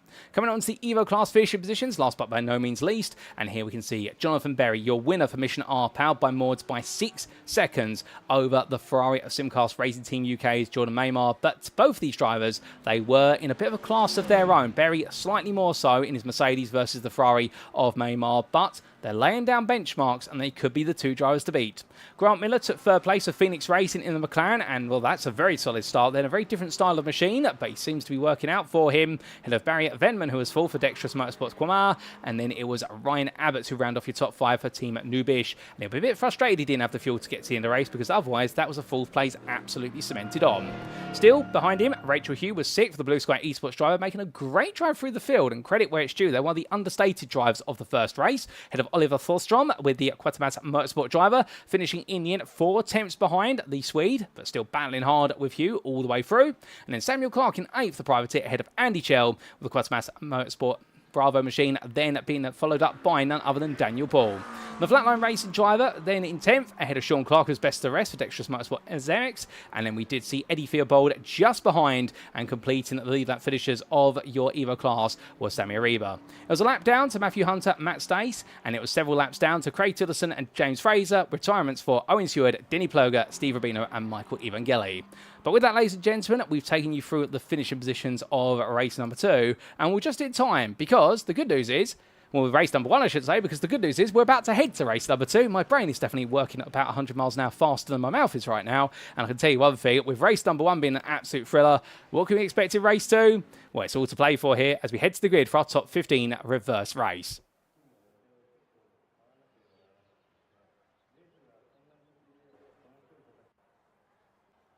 So as our drivers make their way to the grid for the second time here at the Okayama International Circuit, here's how they line up. Reverse grid pole sitter Mark De Vries, Premier pole sitter as well, starts first for Sim Racing Team Lowlands. He'll be in the company of Robin Pania, the privateer in the Swedish Corvette, lines up second. Then do have Barry Venman in third, your Evo pole sitter there for Dexterous Motorsports, ahead of Liam Yaniso. We'll have on row number 3, Grant Miller for Phoenix Racing and James Bostock as they look to go toe-to-toe into turn number 1. And then we'll have Stuart Rice of Blue Sky Esports and Jordan Maymar on row number 4. From the Simcast Racing Team UK driver, it'll be Axis Sims for ICE's Mark Johnson, with Mission R's Jonathan Berry completing your top 10. Menno Bloem begins this one in 11th for Sim Racing Team Lowlands, knowing he's got the pace, but can he get through the field? He'll have the company of George Stone there for Mission R, and then on row number 7, it'll be Robin Aston for Sumo GP2 Racing and Scott Kostrich, his teammate, albeit from the Carme outfit, and they'll be looking to go toe-to-toe down into turn 1. Mateus Smolny, your winner from race number 1, he lines up 15th from the grid for Mission R, ahead of Pete Piver for LS Racing, and from the Brazilian, it'll then be the Englishman of Ryan Abbott's for Team Nubish, ahead of fellow countryman for Blue Sky Esports, Rachel Hugh. Your top 20 is completed by Oliver Forsstrom for Quantumass Motorsport and John Ludbrook for Carme GP2 Racing, and then from them we have further on down the order. Starting 21st, Samuel Clark, the privateer, ahead of Andy Chell, the Quantumass Motorsport machine, being followed up by Flatline Racing's Daniel Paul and Sean Clark for Dexterous Motorsport. We then have on row 13, Eddie Theobald and Sammy Ariba, with the privateer Mission R machines being followed up by Ros Norsworthy and Danny Veer. And then we'll have completing your top 30, Matthew Hunter and Ian King, the HH Racing driver, looking to go more on the straight and narrow this time round. Then, starting 31st, it's Adam Baker for LS Racing ahead of Matt Stace, with the Flatline Racing machine being followed up by Simon Hunt and Craig Tillerson. On row number 18, it'll be James Fraser and Martin Kenyon, with row 19 going to Owen Stewart and Dean Sheesby, and completing your top 40, we Andre Montine and Klaas Vellum.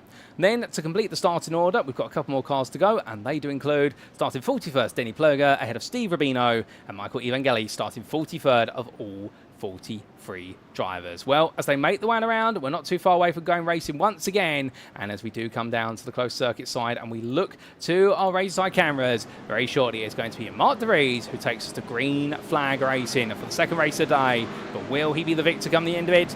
Let's find out.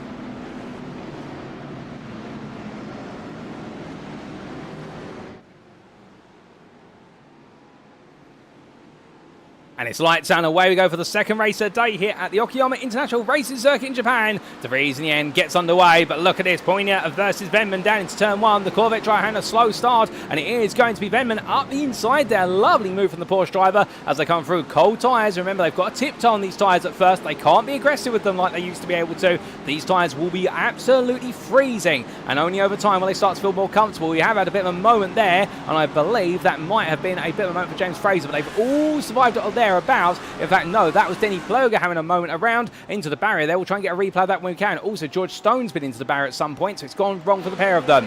But as the field now makes its way down the back straight, well, De Vries is trying to break away already. Oh, goodness me, that's multiple cars wide there in the rear of the picture, and hopefully that's not going to roll back onto the circuit because the field's not going to see it until the last moment, but they seem to have got away with it. But the camera focuses down here into the hairpin, and as it does so, James Bostock right now up the inside of Venman, and Venman, after a very aggressive start, is now finding the aggression is coming back to haunt him because everyone's trying to peel the way through. Grant Miller's off the road. That's Miller briefly having an appearance there, stage left of our camera. As the field comes up down, he rejoins, and the whole field has to split. Oh no! It's all gone wrong. He's pinged one way, then another. He's beaten around the bush, and that looks like, well, the ice hockey pucks on an arcade table that McLaren's gone around. And, well, goodness me, he'll be absolutely fuming at that. But to be fair, I don't know where else the rest of the field could have gone after he came back on. I think everybody there will be looking back at that one and thinking, what could we have all done collectively better? But still, for Miller, now it's all going to be about trying to get the car to the pit lane, get the repair work and get going once again, because that was a nightmare moment. But after one lap of racing, well, no nightmares here for Mark De Vries. He leads ahead of Robin Poignard in second. Liam Niso is in third ahead of James Bostock. They're all Premier drivers, and Bostock's trying to look around the outside here as they come through one, but the problem is, will he hold the inside now into two? And the answer is he's going to go for it. However, Yaniso does close the door a little bit, but then reopens it by understeering wide, and as we Venman round, he goes round there, Cole rolls backwards, oh no, and it's all going to roll there as well, as it is going to be a head-on contact there between Venman and I believe the Mercedes, unless I'm mistaken. I think that was Jonathan Berry end up spearing right into the face of the Porsche, and well, in doing so, I think the Porsche right now will be limping along here, and looking going to rejoin in a much happier time. But with all that happening, it's all gone wrong between them, and from them, well, now we've got Jonathan Berry here with a heavily wounded Mercedes. It's missing the front bumper for definite. We're coming on down into the braking zone. Kostrich and Abbott's, they're two wide coming down into the hairpin, and Clark's going to come through very shortly, as will be at Ludbrook here. I think Jonathan Berry's just going to have to nurse that car on home. As they come on around here, well, of course, we do have that time tail glitch that's rematerialized, and it will reset itself after a couple more laps, we believe. So therefore, do not worry, ladies and gents, with the fact it's Mark De Vries who leads at the moment, not Dean Sheesby, and our top 6 will be moved to the back of the field accordingly once the timer has updated itself. But as all drivers continue to tiptoe their way round, well, very soon those tyres will start to get up to temperature. Menno Blom there around the outside of Mark Johnson, coming in towards turn number 10. As he rolls off the corner, well, right now Blom definitely making smooth moves here, and the 1-2 driver already up into none other than I believe that is 8th place, and well, no, in fact that'll be much higher than that given the positions. I believe he is in fact up to 5th place already, and making very quick work of the field as he heads in towards turn 1. But of course, the next tyre will be Stuart Rice, and every car he comes up behind, he will be coming up behind cars that in theory will start to be a little bit more defensive than the previous ones, just because they may not have the pace, but they'll definitely be eager to hold on to those positions, as Blom will be bringing the faster drivers through behind him, and therefore he needs to stay one step ahead of them. So it is the game of follow the leader once again, and Menno Blom this time having to carve his way through the field and trying to make sure the likes of Aston, Johnson and Kostrich do not manage to stay with him all the way. However, that's easier said than done, as John Ludbrook here looking for an opportunity versus Samuel Clark in the number 1 BMW's Clark here. Grand defence in the middle of the road. Ludbrook looks to the outside. It's going to try and set him up to the inside of turn number 6. We've seen him do this previously. This time he's not going to be able to make it happen. He is going to have to wait his turn, and well, Samuel Clark proving to be a much different driver to deal with. So we look back from the rear, from under the rear wing of the number 1 BMW. In fact, I think we're looking over the rear of the car. We are inside the car here. Lovely camera view. This gives you a sense of perspective of how close they can run, and also the size of that rear wing. But Ludbrook's going to go up the inside immediately and say, oh no to that, and get the move done very quickly indeed. A lovely move there for John Ludbrook, using the better brakes of the Porsche to his advantage. Runs a little bit deep at turn number 9. I think he will get it stopped just in time there and avoid it going to the grass. And now it's going to be Samuel Clark who's under pressure from fellow BMW driver Dean Sheesby, who's right behind him there in number 39, the black and white mobile number 39 machine. And we're looking at very happy indeed. 14th place overall at the moment, but in class 11th, as we do look to those class positions and all the drivers carrying on. Behind him, we then do have a bit of a gap before we get to Pete Piver, who currently has a 3-second gap off the back of Sheesby. But the understandable point here is that Piver, right now the Ford Mustang, one of a very limited number of Fords. In fact, he is the only one in the Ford. And, well, he's just carrying on as that. I believe it's Samuel Clark who's had a round at turn 1. Well, that's going to be a bit of a hairy rejoin, as we've got a car around in the rear of the picture. That's Matthew Hunter, who's got to spin off into the gravel at the opening corner. So right now, a lot of drivers are really struggling here to keep the cars pointed in a straight line. It's understandable. The tyre temperatures are up, but they're up too high now, given the lack of grip on the circuit. And therefore, this Okayama circuit absolutely punish him.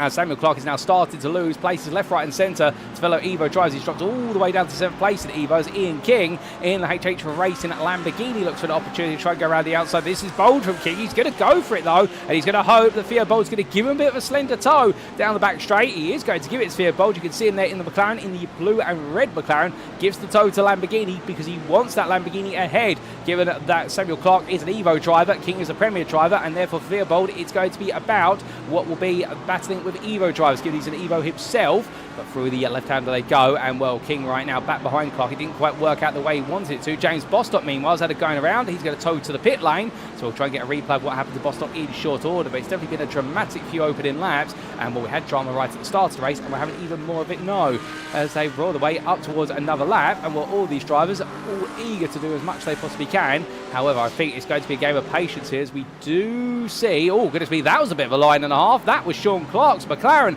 deciding to go one way then the other over the apex of turn number 10. I wonder whether he's made a mistake coming out of turn 9 and accidentally cut the pit lane entry. I think he'll get away with it that time because he didn't go all the way onto the pit line. Oh, he's got to be very careful of that, and Eddie Theobald's not going to waste any time and try to reassure him that he needs to be careful because he's going to go deep, and Theobald's up the inside there, as is Sean Clark, who now has got none other than Samuel Clark looking to battle him now, as I get my Clarks mixed up. We're on the way out of the left-hander here. Well, now it's going to be Samuel Clark who looks for an opportunity as they make the way on through, but riding on board here inside the car, and well, this lovely view over the dashboard. He's got it around the outside, but you'll notice he goes deep, and suddenly Sean Clark's going to rematerialise there. And right now for Samuel Clark, he's close enough to look for moves, but he's not close enough to get the move done. And I think just having to really weigh up the understeer that this BMW has under heavy braking versus the oversteer it has at low speed. But that is a big, big lunge there. He's going to go for it. Well, credit where it's due to Samuel Clark. He really wants this place. You can understand why. But meanwhile, Sean Clark says, well, if you want it, you're going to have to try a bit harder than that because I don't just bend over and give you places. Well, as they roar the way through turns 6 and 7, it is definitely one of the situations where Sean Clark right now, he's definitely having his defensive drive and puts the ultimate test here in the battle of the two Clarks. And, well, this is going to be a rivalry. I think that's going to go into the season started at Daytona, and it's a great one there, albeit Sean Clark with a lot of power. Oversteer has to relinquish the place into turn number 9 versus Samuel Clark, and then just pushed a little bit too hard, and will that pressure get into him to a degree? However, great racing, and it shows as Daniel Paul looks around the outside of Ian King through the final 2 quarters, where he makes it happen there, even though you don't normally go for a move through the final quarter. But Daniel Paul says, okay, we're going to throw the Okayama Bible out, and I'm going to rewrite it. But it's going to be a drag race now down towards turn 1, and as they come down towards the opening quarter, well, King's on the inside in a Lamborghini, and well, that is going to be a very controlled line there. Paul tries to cut it back, but King absolutely parks in the apex and makes sure he cannot lose the place there. Good driving from Ian King, just to position himself well and using that experience. But from him, that, I believe, was Adam Baker who's taken a trip to the beach, or at least to the gravel, and will gradually gets the car back together, but not a happy car there is that Porsche for LS Racing, and will brings it back up to speed. That's Denny Ploger is now going to follow him, and indeed, Solo Drives are having some difficulties as Ploger takes the place there off of the wounded 91 Porsche. But we've been focusing very heavily further down the order. Let's come all the way back up to the front of the order, and Mark De Vries is still leading this race. He started on pole, and he hasn't looked back since then. He's leading by 1.5 seconds over Robin Pontier, and well, the Corvette Z06 driver, now he's got some clear air behind him in the Marlboro machine, and I can imagine that's going to be a throwback to the McLaren Honda livery of old there, or at least that's the vibes I'm getting off the car. Indeed, a very popular livery to recreate on racing machines, on simulators, and even at racing car events. You'll see many there, albeit the Marlboro sponsorship having to be removed from the car due to a ban on cigarette company sponsorship and advertising brands in the late period of the 90s, if my memory serves me correctly. The cigarette advertisers going first. I'm not sure about alcohol meanwhile, but I think alcohol was excluded as well in the noughties. Now we've moved to cryptocurrency companies. However, they are gradually being banned as well for some rather shady trading antics. At least some of them, I believe, but I'm not quite sure on those. I believe my history's better of the older branding rather than the new one. But still, for a trip back in time and me waxing lyrical about cigarettes, don't smoke, kids. Or at least I wouldn't encourage it. We're not encouraging it here at Evolution Sim Racing. While the drivers make the way down, we can see right now it's a smoking hot run in the Corvette here for Pontier, and Liam Yaniso in the BMW M4 continues to stay honest with him, and hopefully we don't see an altercation between the two like we have seen between BMW and Corvette earlier on this year in real life racing. Indeed, if anybody remembers at Daytona, the 24 Hours of Daytona, as sponsored by Rolex, the infamous image which has become synonymous with GT3 racing of a Corvette driver sticking a certain finger out the window there, and well, we're not going to advise you which finger it is because we don't want you recreating the gesture, even though you're all adults here, but there could be some youngsters watching, and that was in protest to the behaviour of the BMW driver, if my memory serves me correctly. But regarding stories of BMW versus Corvette, these two absolutely enjoyed a great run right now and match each other pace absolutely superbly as we come back here to Ross Norsworthy, who's all over the bag of both Veer and Piver. And Pete Piver at the moment, as we ride aboard and listen on to the 5-litre V8 of the Ford, the Coyote machine, and well, as he charges his way through turn 10 in towards 11, Piver, for all the speed he's got on the straight, this Ford Mustang definitely struggling through these low-speed corners, but he does get a good exit there, and that enables him to reopen the gap up by 3 tenths to Danny Veer as they come down towards turn number 1. But this is the thing for Piver, all he's got to do is get the exits right, and if he can do so, everything else in this car will click together gradually. Conversely, Veer's got to be much stronger on the corners. He's got to have some very good exits as well if he wants to stay nice and close. In the opening half of the lap, that's where the McLaren's going to struggle because we have a higher average lap speed through the first 4 quarters than we do in the latter half of the lap, so quarters 5 through to 11, and therefore, if Veer is able to stay close here, then he'll feel much more comfortable later on in the lap. But if Piver can do what he's doing currently, which is maintain the gap at least 4 attempts in the exit of turn 4, he buys himself breathing room into the section of the circuit where it really is one wide at the best of times, and the sure rival is able to get fully alongside. But Piver here goes defensive, puts it right in the middle of the road because he knows where the move's going to come from, and he knows that Veer will look for it there. He'll try to go as late as possible under braking and try to go around the outside, but if Piver just puts it right dead centre of the road, there is nothing that Veer can do. He can't look all the way around the outside because to do so he's got to go very high on the camber of the hairpin. If he goes up the inside, meanwhile, he puts himself at risk of spearing the Mustang, and of course that will incur the steward's wrath. So he knows exactly how to play the game of making that Mustang even wider than it already is, and he's doing a superb job of it as they head through the right-hander of turn number 9. in their battle, where it continues on here, they're fighting over 10th place in the Premier class, or what equates to 12th place overall. And also where we're still watching on, Steve Rubino's also in this pack after his retirement from race number 1. The Hobo are racing at Mercedes, this time having a much happier race, albeit as soon as I say that, it runs wider, so that's the commentator's curse for you as I come down towards turn number 1, and that's going to enable Martin Kenyon in the Audi R8 Evo 2, the car that went round at turn number 1 in race number 1. Well, right now it's not going around at turn number 1, and instead it's moving up positions now up into 15th place and looking for an opportunity to try and chase down the Ferrari at Ross Norris, where we are right ahead of it. As they come on through, looking further back, we do have Grant Miller and none other than Ian King here, and King has been involved in several fights. Grant Miller had an open lap instant which saw him drop a long way down the order, however he is back on the fight, and as they head down towards the opening quarter here, it's going to be too wide as they come. McLaren on the inside of Miller versus Lamborghini of King on the outside, and well, through the right apex they go, but King goes very deep and practically yields the position there by just going too wide on the corner and picking up the marbles at the outside, and Miller given all the space in the world to take that position. That's not to discredit King. I think King wanted to hold it around the outside, but in the end, on a very deep line there, just find the car got carried away. So easy to do because there's plenty of marbles out there and they can carry the car into the distance very quickly. But as we head towards the midway point of this race, we still do have the best part of 16.5 minutes to go. And Mark De Vries, who was looking comfortable for the opening 10 minutes, he is being catched up here by Robin Paglia, and Paglia getting closer and closer as they head on to the next lap. Now, the Corvette driver will be thinking at this point, okay, we've got a gap of 3 seconds to Jordan Maymar, and Maymar, the Evo leader at the moment, not really on the pace of these two.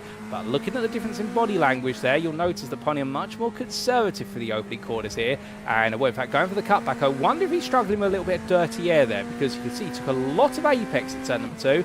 Normally you do that because you're trying to cut back, but cutting it onto that much apex curb, I think he's just mistimed how early he wants to turn in. I think he's getting used to the body language of this car and exactly how it wants to work. Now, when uninitiated, the Corvette Z06, many refer to it as a hybrid between the McLaren and the Ferrari 296 in terms of its aerodynamic structure, where it's much like the Ferrari, particularly at the front, whereas it's more like the McLaren at the rear, albeit American engine, the 6.2 litre V8 engine in the car, compared to the twin-turbo 8-cylinder engine on the McLaren and the 6-cylinder turbo-powered engine of the Ferrari. But the point being that this Corvette is definitely a very interesting car to get to grips with, in the fact it doesn't quite operate with as much aerodynamic fluidity as the McLaren, but it is a little bit better in the aero compared to the Ferrari, and put it all together, it is a rather nifty package, but one you have to do a lot of work to get the most out of here, and it also does have a very good engine to it. It does make it one of the stronger cars of the straights in the mid-engine real drive category, but you really do have to work it through those corners. Paglia right now staying close to Porsche De Vries,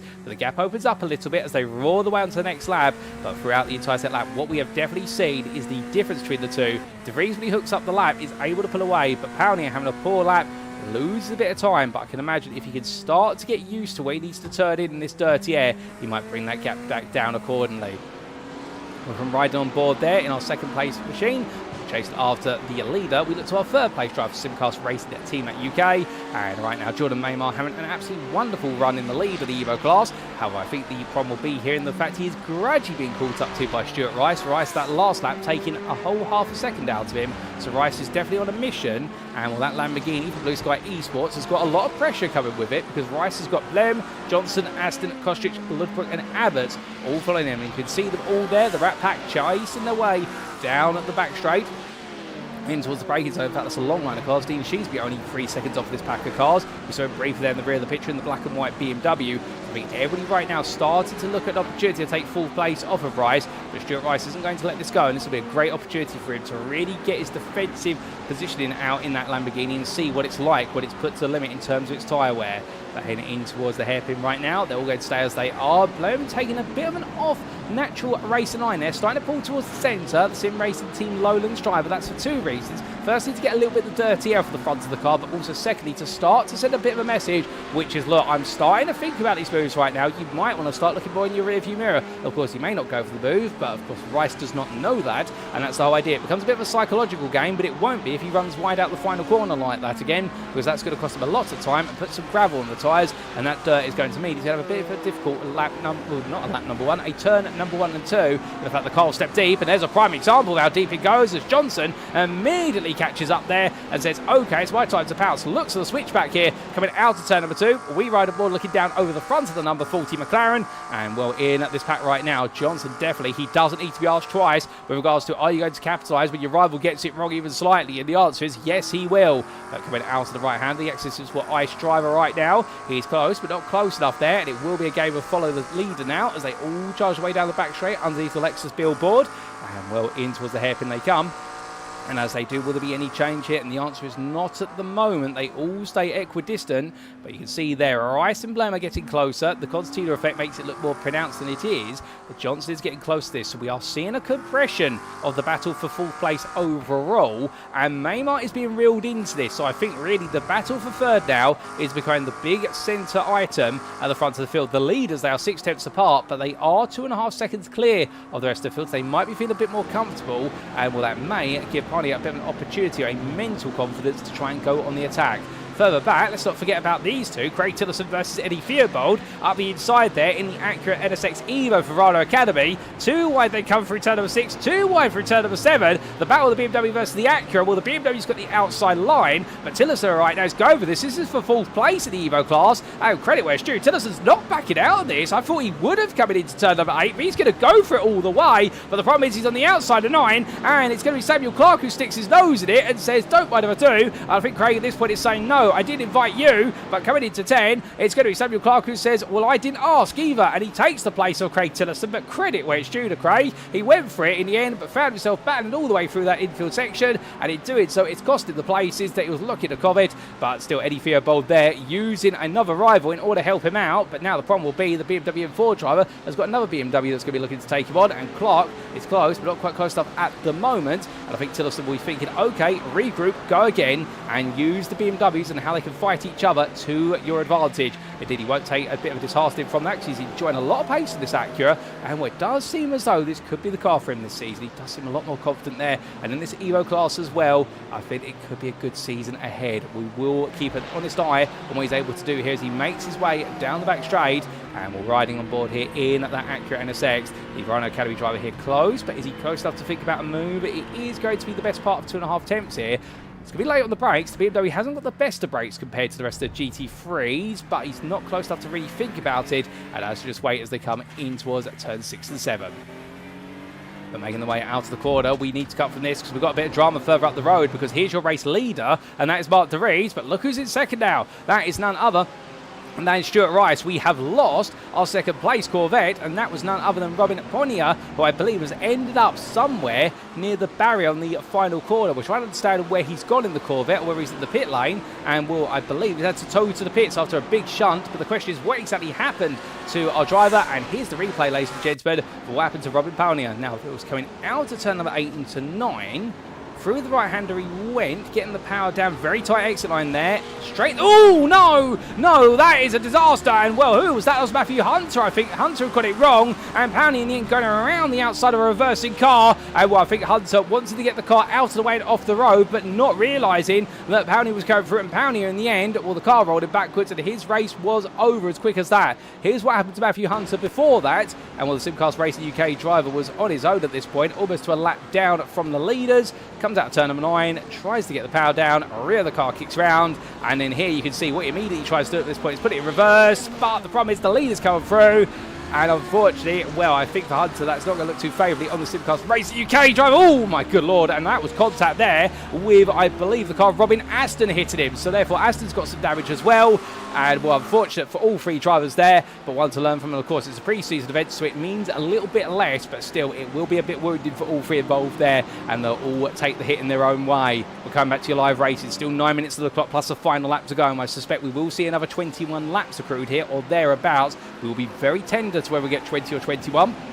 And we'll keep an eye out for it as we see it. Menno Blom there making his first mistake of the race, going very deep into turn number 1, and Mark Johnson looking for an opportunity to get involved here. And Johnson, to be fair to me, has been very smooth over the course of the 2 races here at Okayama. He's looking very set up in that McLaren, and I wonder whether he's invested a little bit more rear wing and downforce to give himself a car he can push a little bit more, because it seems as though some drivers may have taken the rear wing off to give them some speed down the back straight with the philosophy of I need the speed to look for a move, as we do see there. A bit too much speed for Menno Blom, sent into the grass. And well, Johnson here, if he's wants the golden opportunity, this is it. There'll be 2 wide coming down towards the hairpin. Johnson on the inside, Blame on the outside, onto the brakes they go. And well, Johnson there gets it nicely stopped, but Will Blow trying to go around the outside to the inside. He does think about it, but now he's got to be very forceful on the brakes if he wants to get it done. And the answer is no, he can't. He can't get back under braking. And Mark Johnson takes full place. A great move there from Johnson, and he didn't need to be asked twice about doing it. And well, Blow now will be kicking himself for a small mistake. Dean Sheesby, meanwhile, gets on past John Ludbrook, down through turn 6 and 7, up into 9th place overall as Sheesby, as he continues to move forward. And his next target will be 2nd place Evo driver of Ryan Abbots, who is only at 3 seconds up the road, and that's a gap that he may be able to very gradually bring on down. As we see at Ludbrook there, and then we do have a lap down car. That is going to be none other than the car, I believe, of Venom, and then we will have further on back. Hold up a second, that's a twist. That's John Ludbrook into the pit lane. Now, why is he coming on in? Is that for a drive-through penalty? Is that for track limits that have been accrued? Well, either way, that's an unexpected pit stop. We're not expecting anybody to come into the pits today for any fuel or tyres, given these are sprint races. There's no mandated pit stop, but right now, John Ludbrook goes past the Scrutineering garage and has to park it up, and we believe that is for fuel. He's perhaps under-fueled the car by several laps there, and that might be a mistake that was just made on the grid. A bit of mistiming or a bit of miscalculation by the team. But speaking of calculation right now, Kostrich trying to be very calculating in the 101 McLaren, and they've got an opportunity of Robin Aston. Will he be able to find it? The answer is no, he won't. And well, this has been a bit of a story that's carried over from race number 1, which is Kostrich with all the pace in the world on the McLaren, can't seem to find a way to get on past these lightning quick Porsches over the course of the race distance. He's very equal to them over the course of each and every lap. It's going to be one of those challenging situations between the 2 drivers. But we're roaring the way through the left-hander and coming down from turns 6 and 7. It is going to be a bit of a challenge here for him, but no way through at this time. He's just having to play the patience game as they head in towards turns 8 and 9. And Kostrich here will keep the pressure on, and he's got to take the confidence from this, that with the McLaren being so close to the back of the Porsches at Okayama, a circuit which really should be the creme de la creme for the Porsche. It's a handling-dominated circuit. This McLaren will be strong when we go into the season, because we do have a very unique mix of circuits for this season, and with some circuits which will be balanced for every car, including Interlagos, which has a little bit of everything. So therefore, Kostrich right now has got to take the confidence for this and think, I can't pass these Porsches right now, but I'm showing I've got the pace of them in the McLaren, and therefore when we go away from a handling circuit to a more mixed circuit, I should have the pace on them, or at least that is the theory. But of course, theory is one thing, putting in practice is another. From him, however, and doing the analysis there of the 2 cars, we look further back to John Ludbrook, and after his trip to the pits for a quick splash and dash of fuel, that was only a 3.42 second stop, and that articulates just how much fuel he needed. And I think he's decided to get it out of the way sooner rather than later, so as not to get caught up in wanting to drive all the way to the final lap that the fuel tank will take him to, and therefore miss coming into the pits and miss finishing the race. Well, he's back on the back of Samuel Clark now, as he's looking for a way on in. But Clark there, the 5th place Evo driver, is not going to give it to the Premier driver of Ludbrook. If anything, he's going to make sure he stays behind, because otherwise he'll be released back to Craig Tillerson, who's fallen to 1.2 seconds back, and Clark is in fact losing time to Eddie Theobald in the battle of the BMWs. But Ludbrook here is going to look up the inside. It's Voy, can't quite find it. However, will Clark make the apex? He doesn't quite. Ludbrook gets a much better run. That is absolutely smooth as they come, and will Ludbrook gets them through. Clark now in the tow here will be hoping that he can get the overspeed to come back at his rival, but I don't think he's going to be able to. He's close. Is he close enough? And the answer is no, he's not. He backs off there and decides it's not worth the attack.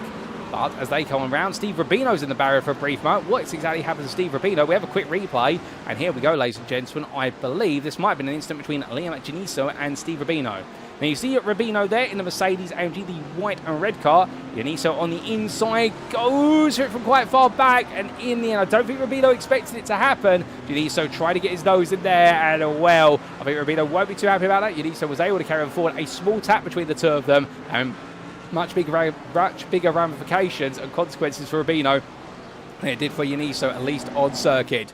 But we come back to you live at racing, and just in time too, as John Ludbrook is into the pit lane again, as our cameraman doesn't know which way to turn, and Ludbrook makes his way in a second time here, and well, presumably this has got to be for a drive-through penalty, unless he underfueled when he went for the splash and dash. And well, as he comes on down the pit lane, I think that's going to be a drive-through there, because he hasn't peeled to his pit stop garage already, and that is going to be an absolutely frustrating moment. But going from frustrations right now to fierce racing, Jordan Maymar holding on to 3rd here. He's still trying to keep Mark Johnson behind. I believe that Stuart Rice has been able to clear him, and therefore is able to gradually break away. But otherwise, right now, Maymar really being the the cork of the proverbial bottle and trying to make sure that nobody finds their way through. And Rice made the move on him 5 laps ago in order to get into second place. We didn't quite catch it on camera, but right now the Evo leader, well, he's definitely putting on a Premier performance here to try and make sure Johnson, Blum, Aston, Kostrich and Ryan Abbott's the second place Evo driver do not get past him. And well, by the time we've got remaining 3 minutes left on the clock, when they get to the timing line, our race leader's just going to cross the line.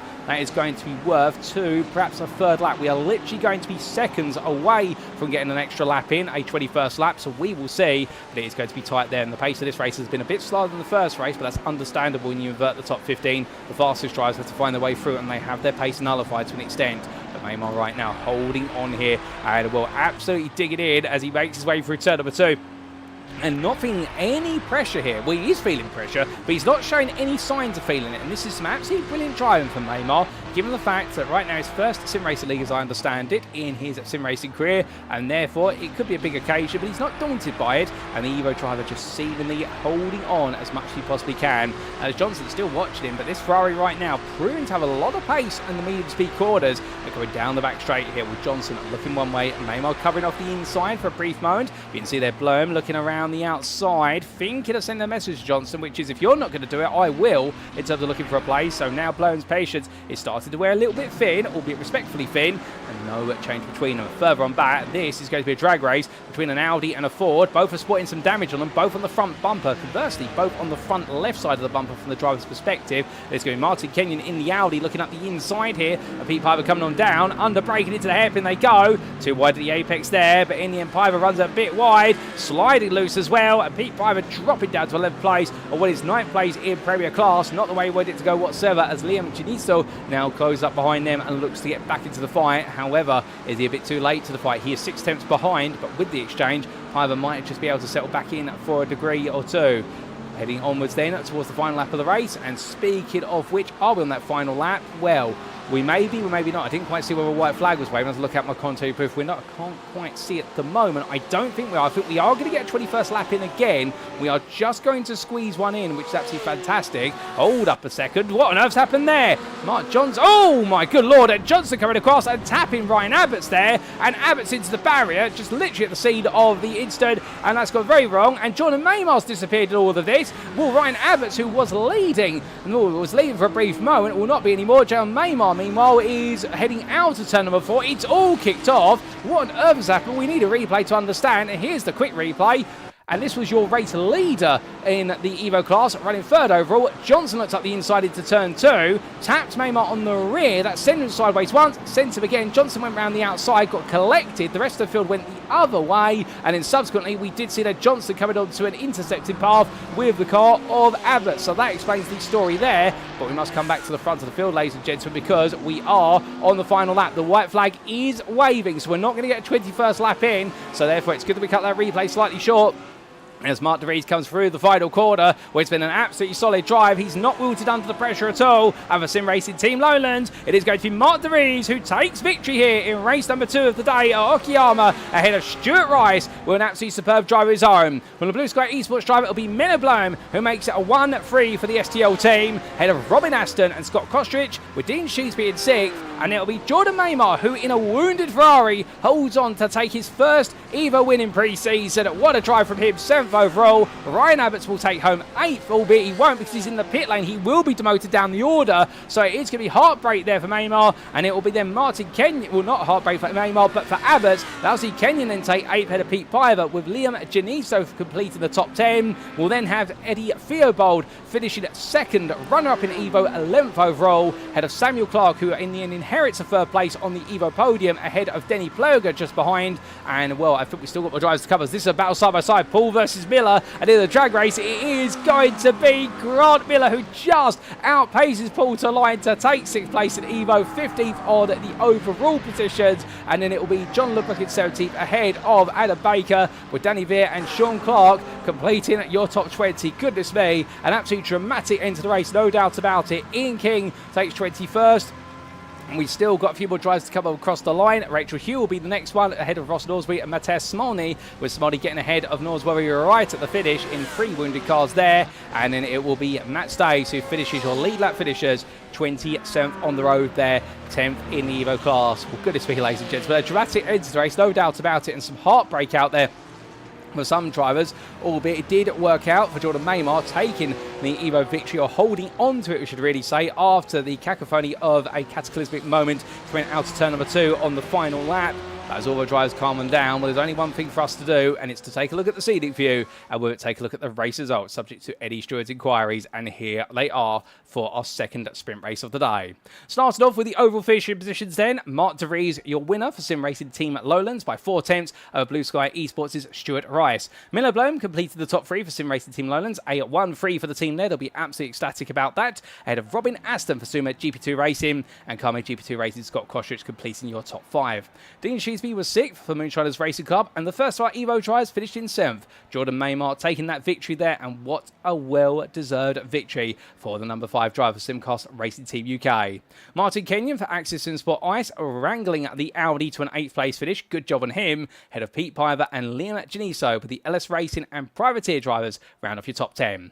It was the privateer of Eddie Theobald who took 2nd place in the EVO class right at the close, ahead of Samuel Clark, who rounded off the EVO podium with 12th place overall. Denny Ploger was hot on their heels at the close for MJK Sim Racing, but couldn't quite make his way onto the podium, but still good effort, ahead of Grant Miller, who will be classified as actually finishing behind in the end, so therefore it looks as though Miller may have been relegated behind due to the timing line being a bit before where our timing tower picked it up. So it's going to be, in fact, no, let me correct myself there. I'm getting 2 drivers' names mixed up. Grant Miller did finish ahead of Daniel Paul in their drag race. It was Paul who then finished behind Miller and took 15th place for Flatline Racing behind the Phoenix Racing driver.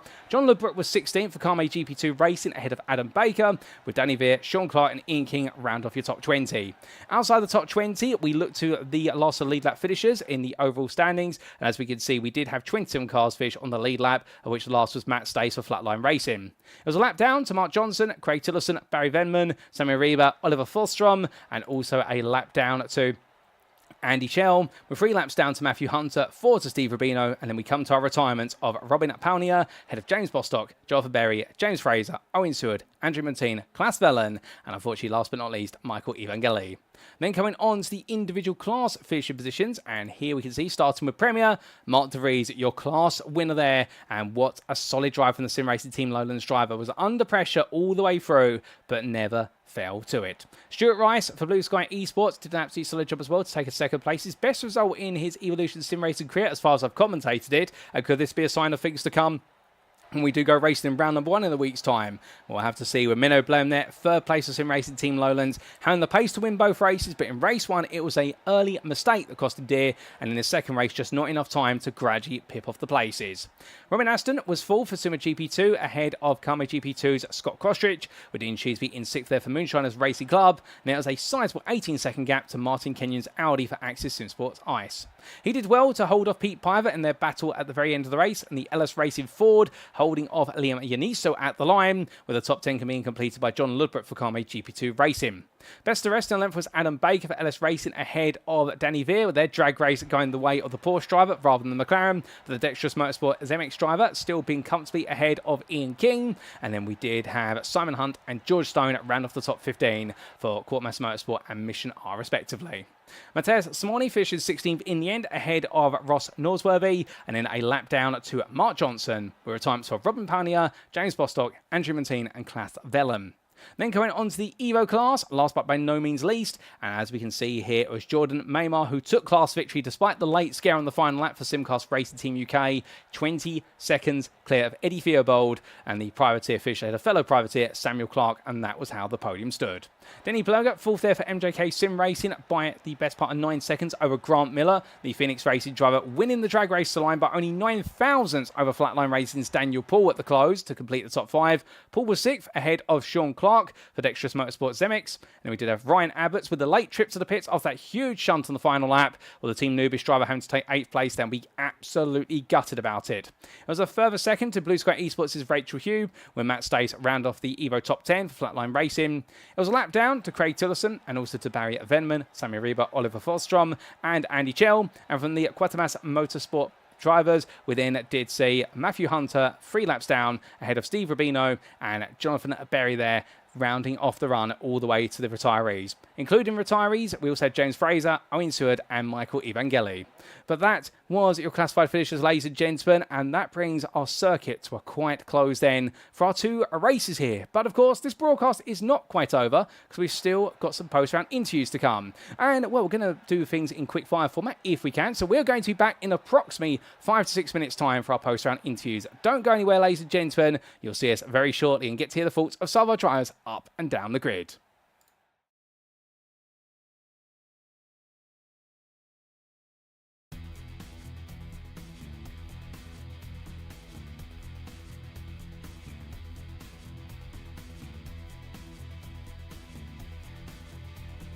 Of the green flag, and there we go. Tristan immediately getting the jump on his teammate Luke Lucchese, and he's going to have to go the long way around the outside. It's not done yet because Luke will have that favoured inside line going into turn 1 side by side. Has had a good start. He's up 2 places around the outside of Luke Lucchese, 3 wide there. The blue Acura on the inside. Hayden Phoenix Miller has gone from 4th to 1st in the matter of 1 braking zone there, and he will carry these drivers now down in toward turn 4. Great start there for the debutant who had strong qualifying pace, and now he might be up with an opportunity of making that stick if he can get the clean air in the next, and Plug could have a good run here. Let's ride on board. How does Denoblica defend going into the chicane? Is Plug going to do that tactic where you just stay there right until the last? Denoblica moves over to the entry into the chicane. Good driving. That's a wobble by Tristan, and he's off the road. He's going to lose the position. Is he going to stick up the inside? No. And is Justin Eloff going to fancy his chances? No, he stays. Watkins Glen, and to have only 9 minutes till we reset and go again gives, I think, the drivers a bit of a moment to pause for thought, because how are you going to manage this especially if you're 3 wide down the main straight? Humphrey, Leskinen, Katrali all don't get out Raj Harper either. 2x2 into the opening corner. Outside line taken for Humphrey. He's also a little bit of time on the exit though, as it looks like it's a better run for Callie Leskinen, the leader now in that pro class, as they run their way up the hill through 2 and 3. It looks like Raz Harper's got the best run, and now we could see both elite drivers come through on both pro drivers. So they'll have to get it done on the outside of the bus stop, and that is going to be more than difficult to do. Who's going to get the slipstream? That could be crucial. Now will be on the clock as the pace car is about to roll back in. GT3, so many of them about to get racing. GT4 is just in behind as well. A brand new season is about to get going here at the Saxon Ring. It's ESR's GT European Championship, and Anton Kalo will lead us to green for the opening time this season. Jason Baxter and Jenny Tehar just in behind as the lights are on. The green flag flies, and there's a couple of drivers pulling out immediately of the pack. 3 wide, nearly 4 wide into the opening turn, with Denzel Clarkson trying to find an inside line. Jenny Tehar as well. More, he's got Craig Hewlett in P11 just coming down the pit lane now with Henry Garcia, so this is going to end up being quite a tight battle.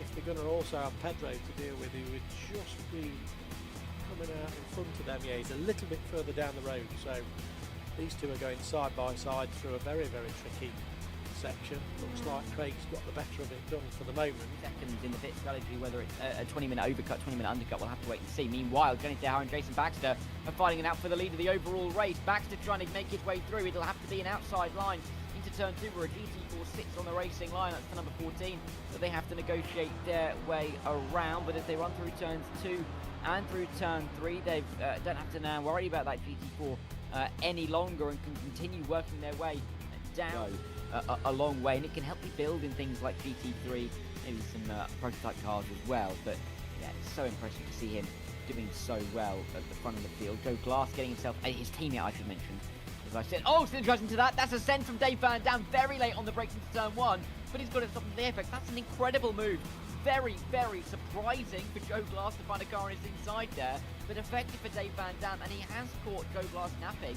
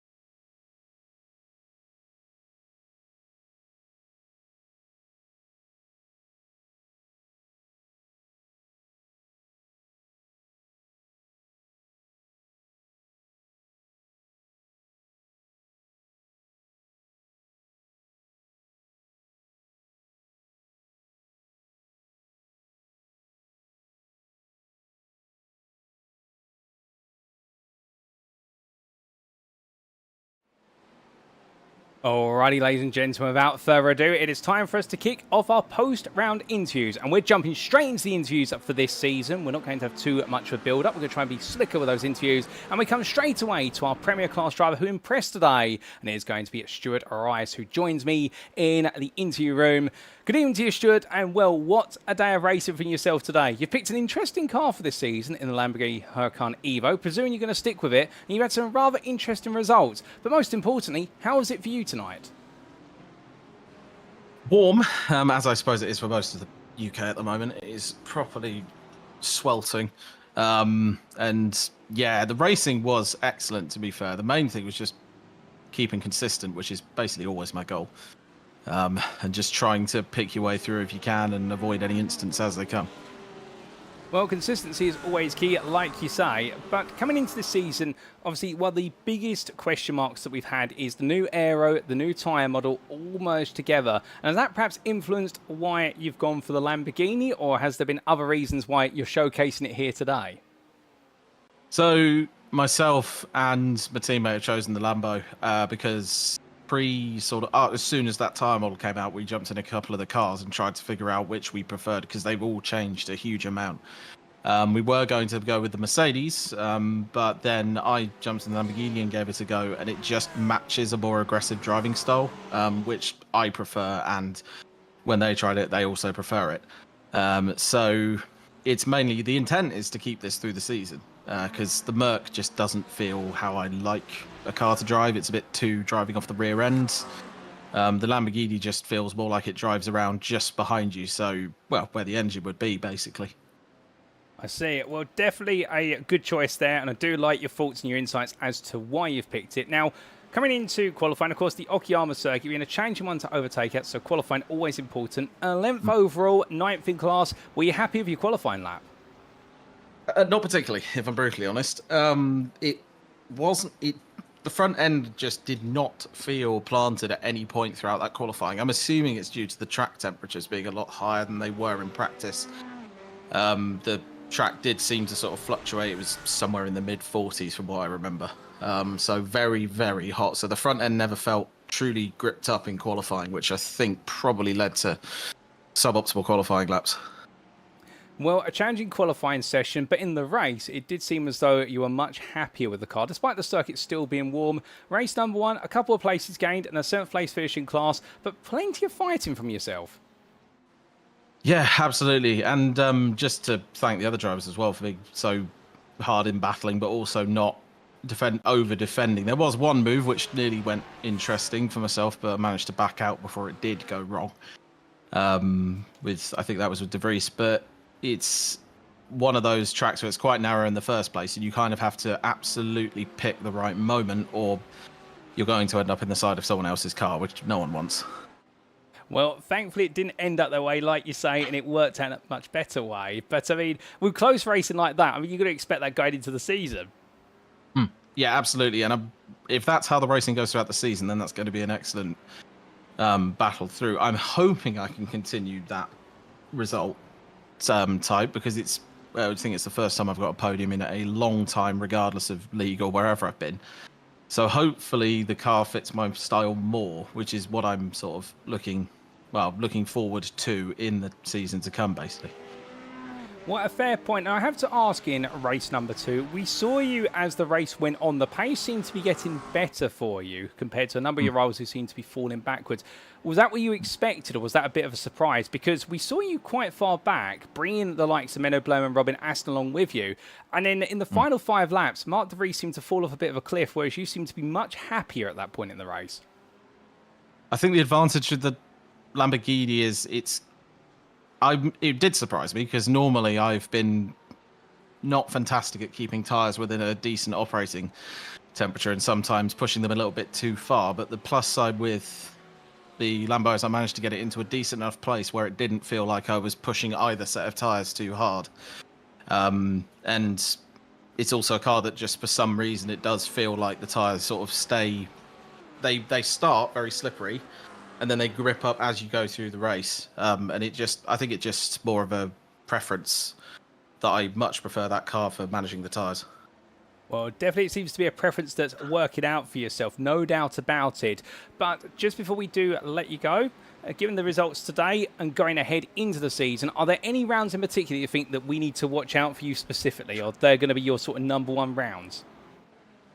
I think it's a good question. Daytona's one I'm looking forward to just purely because it's an hour long. Brands Hatch is one that will be interesting. It's a lot of cars on a very, well, relatively small track compared to a lot of the others.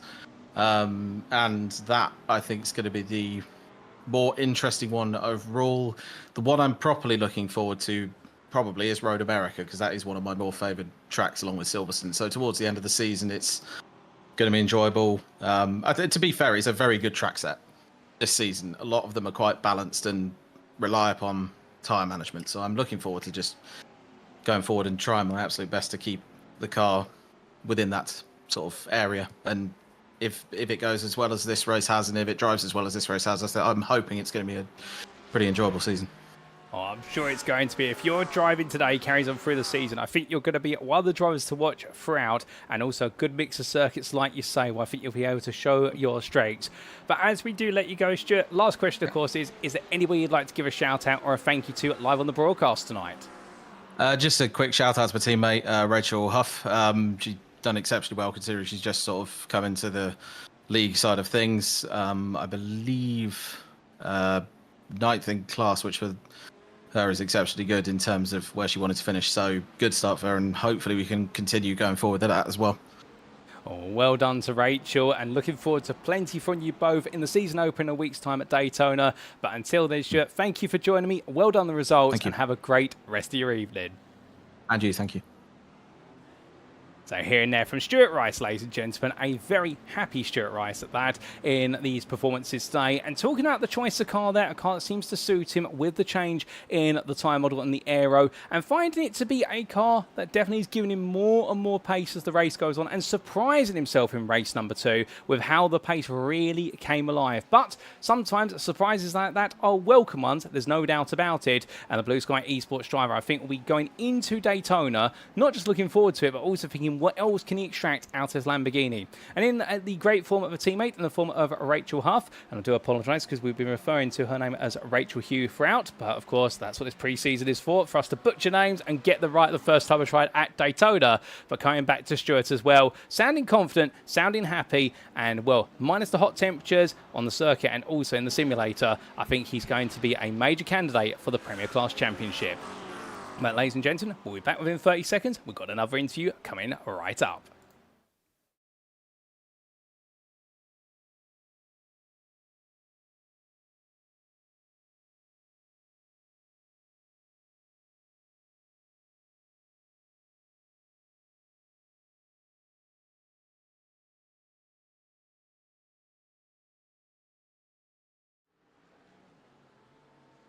And here we come to our second interview, ladies and gentlemen. It's going to be none other than Andy Chell, who now joins me in the interview room. Good evening to you, Andy. It's been some time since we've seen yourself and the Quatermass Motorsport team on the grid, but you're back for Season 9 after Season 7. It's great to have you back. How do you feel to be here?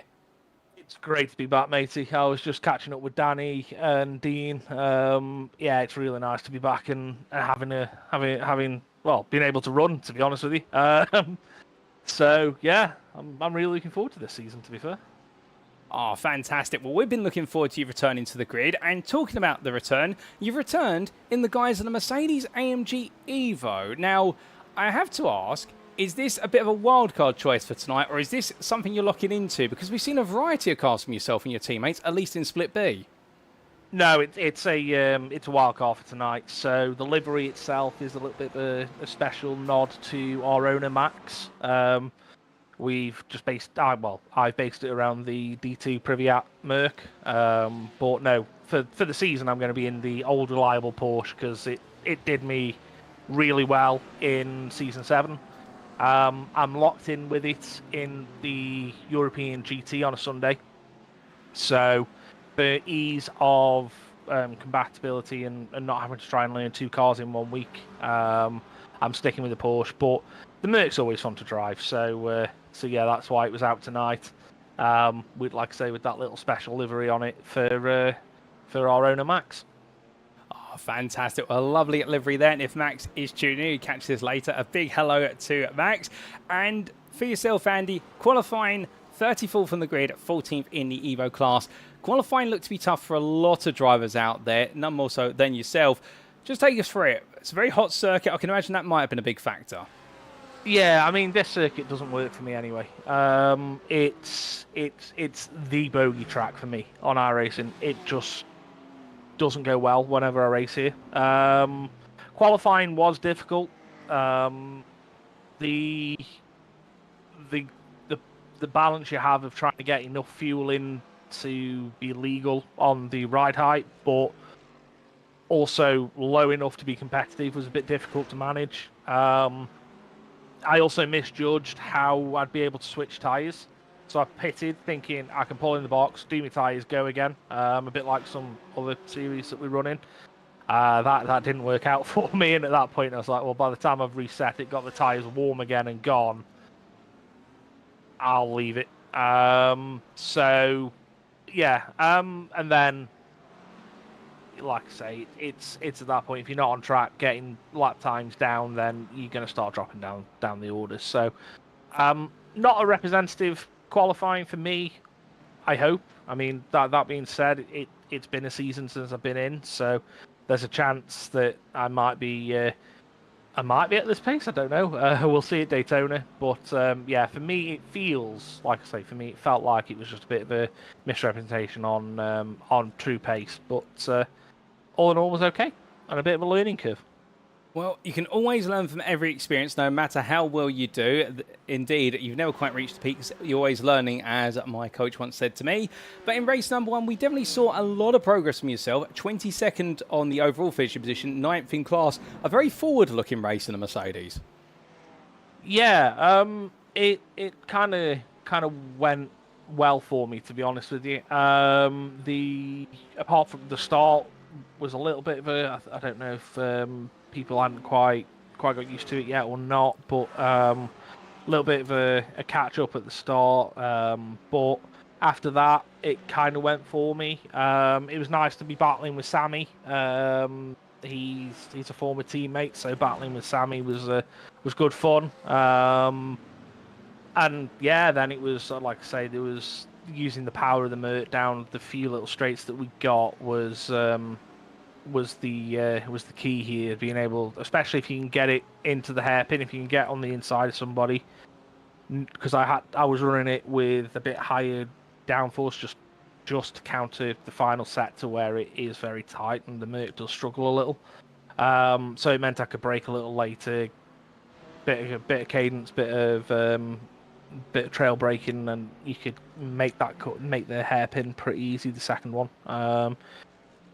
So that was kind of my main overtaking spot really, because with the high downforce down the pit straight, I was then getting gapped again. So it was just a bit of being tactical and go for it where I could really, to be fair. And like I said, I had a few good battles with Sammy and a few others that I think it was some of the Premier drivers actually, to be fair. And that's always fun. I always like trading blows with the higher class, because it's, I think some people just think, you're in the lower of the two classes, you won't be able to run with them, and I like proving people wrong, to be fair. That, so yeah. 100%. Sometimes it's all about having a bit of fun, fighting with drivers of other class, and like you say, proving them wrong. But speaking of things perhaps going a bit wrong, race number 2, unfortunately, not the way you wanted to end the day. A 33rd place finish on the road, 15th in class. Still plenty of knowledge going in, but not the race you wanted. Yeah, no, 100% not the race I wanted. I think it went wrong from the start, to be honest. A little bit too enthusiastic on the throttle coming out of the first chicane. First hairpin. As Martin Brundle likes to say, talent overriding traction. And it span off, so that put me to the back of the field. And then I think a couple of laps later, there was a little bit of an involving with some of the cars. The front end got taken off the car, so that then took all the downforce off the front completely. And it just meant I had to pitted in, fast repair went through, but then it tried to put fuel in the car as well, which then made the car heavier, which then tore the tyres up, which then made, and it just went further and further. So it's one that, yeah, like you say, learning experience, but at the same time, it was still a fun little race. I let Ollie through once he caught up, because again, like I said, I was struggling with damage, so I let Ollie through when he caught up and let him go, and just try to stay out of the way when the lap cars come through. But yeah, all in all, like I say, learning experience, and there's always something you can pick up from something. So. Oh, true. Well, from today then, you've learnt plenty about the Mercedes, but like you say, bringing this car out a bit more of a one-off and mentioning the desire to run with, I believe it was the Porsche, going into Season 9. So I come to the question then of where can we expect you to perhaps be the strongest in terms of your performances over Season 9? Because we've got an eclectic mix of circuits. But which one calls out your name? We really have. I mean, I've always liked Daytona, but the Porsche isn't the strongest there. I think the Mercs and the Mustangs are going to be quite quick around there, and maybe even the Corvette that we've got. I'll be honest, I'm looking forward to the wet races. I've always done well in the wet. My first win in ESR was in the wet at Zolder. My second win was in the wet at Virginia. So that definitely calls out to me, and that'll be 2 days after my birthday as well. So that'll be quite a special one, to be honest with you. Other than that, there's Manicure I've never raced, so that'll be an interesting one. And then some of the American circuits like Road America, they're always fun to do. Brazil's always another good one. So Interlagos is always another fun track to race. So there's a couple there that I'm looking forward to. So yeah, I'm expecting them to go well. But like I say, we'll see when we get there. Daytona is going to be one that I think will be a damage limitation round, I think, to be honest with you, but we'll see. Well, plenty to look forward to from yourself. And whilst Daytona may be damage limitation, there's plenty of points to be made later on in the season. But you never know until that checker flag falls. But Andy, just before I do let you go, as always, is there anybody you'd like to give a shout out or a thank you to live on the broadcast this evening? Yeah, I mean, thank you to yourself for the commentary that you're doing and you're going to be doing for us this season. To all the SR admin team, I say this to them behind the scenes, but they really do give us a really good, safe place to come and race. And as a team made up of predominantly disabled drivers through one form or the other, it really does mean a lot to us. And then obviously the team, so I'll list them all, but there's only 3 of us in this split. So there's me, Simon Hunt, Ollie Forstrom. Ollie, I think I got that right. If I haven't, let me know, mate. And then we've got in split A, we've got Mike Barber, Harry Langford, and Ben Benningworth. So shout out to them. They always put the time and effort in, so it's always nice to see the results. And then to the team as a general. And you know, as I said, running a special livery for Max, so big shout out to the boss as well.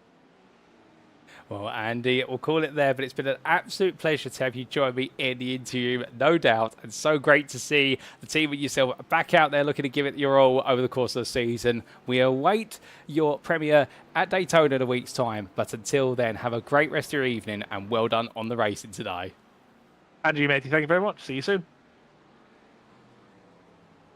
So hearing it there from Andy Chell, the Evo class driver for Quatermass Motorsport Bravo. And we're bringing out the Mercedes today with a special livery in honour of Max, team owner, and talking about their learning as he goes with regards to the car here at Okayama, but not qualifying well, not representative of the pace he wanted to bring to the table, but showing a great representation in race number 1. That 22nd place overall at 9th in class, seeing him move up the order, and then in race number 2, it didn't quite go the way he wanted it to, with an early instant cost him dear. But still, plenty to go away. We're going to see him back in the Porsche 911 911 992 machine at Daytona, and knowing that Daytona's probably going to be a bit of a damage limitation round, but there's plenty of rounds to look forward to, well, for both he and his fellow drivers in Split B and Split A, and the Quartermaster Motorsport team as a whole, it is definitely going to be a season where they're coming back strong, and they're very excited to go racing, and we're excited to see what they're going to be able to do. But with that, ladies and gentlemen, I believe we're going to be cut into our third interview very shortly. And, well, we're going to be seeing who is going to be joining us. We'll be right back.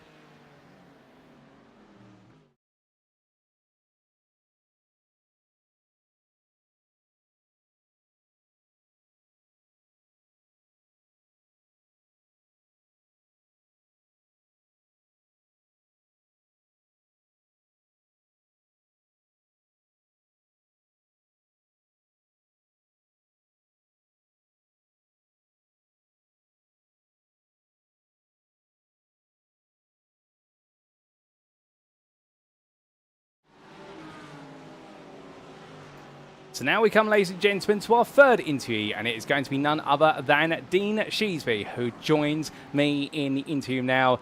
Good evening to you, Dean, and well, what a day for yourself, and what an interesting pick of the car. A BMW M4. We didn't see any on the grid in Split B in Season 8, but you, along with a number of drivers, have decided to go with the German marque. Why is that? Well, good evening. To be fair, I just wanted to try something different because there was no BMWs on the grid. I decided to, I would potentially, I still haven't picked it yet, but potentially go with it. And then next minute, everybody's turning up when it's like a bus, isn't it? There's never one, and then they all turn up. So yeah, basically, I just wanted something different and thought I'd give it a go. Well, fair play to you, going for something different, and, well, credit where it's due. You've given it a go today, and it's gone quite well. Qualifying, 14th overall, 10th in class for Premier. I mean, it's always going to be close at the front, but you weren't far off of the front 4 rows pace. How did qualifying feel for you in the car? To be honest, I'm not really liking this track. I just could not get to grips with it. I just feel like I'm losing time everywhere in it. But driving a different kind of car as well probably isn't helping. So yeah, I couldn't get the pace up. In the practice race on Tuesday, I was a lot slower than I was tonight, so I actually gained a bit of time, but I was still quite a bit off the pace. So yeah, I'm hoping it's the track and not the car if I do go with the BMW. But yeah, I was shocked to see myself up at P14, but I'll take it. Well, a bit of a shock, but like you say, you'll take that result and move forward. So, going into the race one, race number one didn't quite work out. We saw you having a good start, and then suddenly the black and white Mobil 1 BMW ends up buried in the barrier for a brief moment. Yeah, well, unfortunately, I've got a new dash, and for whatever reason, every time we changed over session, the dash turned off, and it took about 3 or 4 laps to come back in. So I didn't know what TC I was on. I'm coming into T2, I was on TC1 and looped it. So that was goodbye race one. Went into the pits, got the fast repair, came out, did about a lap and a half, and had a rejoining car take me out and put me in the pits again. So yeah, race one was an absolute nightmare. Well, let's move on from race one, because if you can get rid of your nightmares, you can normally have good dreams after that. Race number two, a bit of a dreamlike race in a way. You made your way all the way through the field and end up finishing 6th. I mean, there's quite a story to be had there.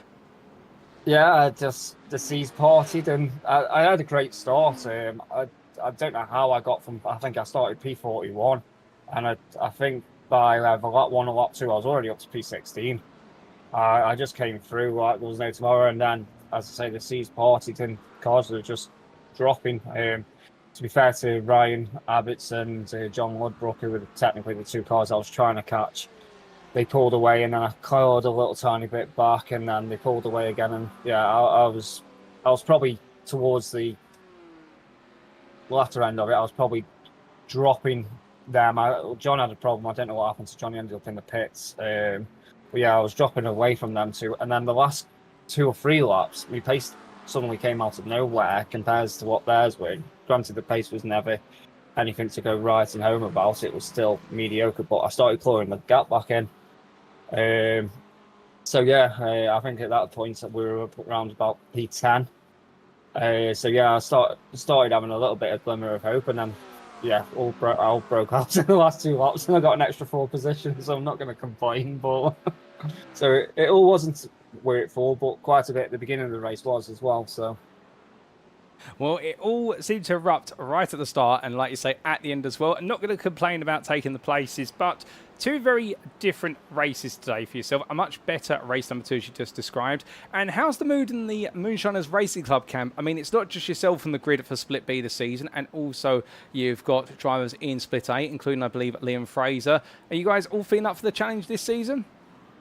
yeah, we're a little bit disappointed that we're down to 3 this season. Rob wanted to take a season out just to give himself some time to sort some stuff out. Even though he was there tonight spotting for Liam, giving him a helping hand as a spotter, so he's still part of the team and helping out in the background. Mood in the camp, yeah, we're optimistic. Liam seems to have a pretty decent race 1 over in Split A. Race 2, I just don't think went too well for him, but yeah, we're all looking at trying new cars. He's jumped into the Corvette potentially from the Merc, so he's got to learn that car, same as myself if I go with a Beamer. I've got to try to learn it. So yeah, optimism is there. Expectation probably not. We're just going to see what happens and go for it. Well, absolutely fair. And I do have to ask, of course, talking about expectations, have you set yourself any goals for this season? I always do the same every season since I've been here and try for a top 10. I don't know, things are going to plan out towards 3/4 of the season. Potentially, I'm due baby number 3, so I might be missing for a couple of weeks, so that might make a big impact on the season. But I'll give it my best up to that point and then see what happens afterwards. Absolutely fair. Well, in advance, I say congratulations on the upcoming arrival of your 3rd little one. And, well, I think everyone will completely understand if you do have to take a bit of a breather from the racing, because you'll be at racing to see your little ones smile when they're bored. But with that, Dean, just quickly before I let you go, is there anybody you'd like to give a shout out or a thank you to live on the broadcast tonight? Yeah, as always, everybody who runs it behind the scenes, including yourself doing the commentary. Great setup here. Enjoy racing. Good grid sizes again, even if it being a practice pre-season race. We have 43 races out of 60. It's not bad showing up, is it? With that kind of number of people turning up. So yeah, and then obviously to the teammates, we always work hard together, sort deliveries out and do all the other stuff behind the scenes, and not just iRacing, to be honest. We chat regarding work and do other games and stuff like that. So it's a nice little community we've got going there. And then I probably should give a shout out to the wife for once in a while, because I told her that I'm racing when baby comes here, and she says no, I'm not, but I am. So yeah. I'm sure she'll appreciate the shout out, Dean. But with that, thank you for joining me this evening. Well done your performances, and we do look forward to seeing whether it's the BMW or a different car at Daytona in a week's time. Do keep us guessing, but until then, my friend, have a great rest of your evening. Yeah, Andrew, thank you very much, Paul. Well done. So hearing it there from Dean Sheasby, and a very honest assessment of his performances today, surprised himself in qualifying with the 14th place overall, 10th in class for Premier. But then in race number 1, it all went wrong, and well, it went wrong so dramatically that in the end, having to write off the race. Race number 2, however, in his own words, the seas parted at the start, gained all the places, and then towards the end of the race, it all absolutely exploded in a cacophony of carnage, and he was able to gain even more places. So therefore, it did mean that as a result, he was able to finish 6th. He's not going to complain about it, but definitely seems to be happy. But interesting why he looked at the BMW, just to run something different. And one thing we've noticed today, we've got plenty of manufacturer variety, and that variety is going to breed some great racing. And we saw the BMWs today really enjoy mixing it up in the mid portion of the races. They did look a little unsettled, Dean's being no exception, but going out there and giving it his all. And I wonder whether Moonshiners Racing Club driver perhaps has cottoned onto a car that could be quite a popular one this season. We've seen a few BMWs, and all of them have gone quite quickly. But like he said, decide to go for the BMW, and suddenly several drivers turn up in it, which could prove to be the popular car of the season. But we will see at Daytona. But with that, ladies and gents, we've got one more interview coming up, and we're going to be less than 30 seconds away from it. And we will be back very shortly in order to kick off our final interview.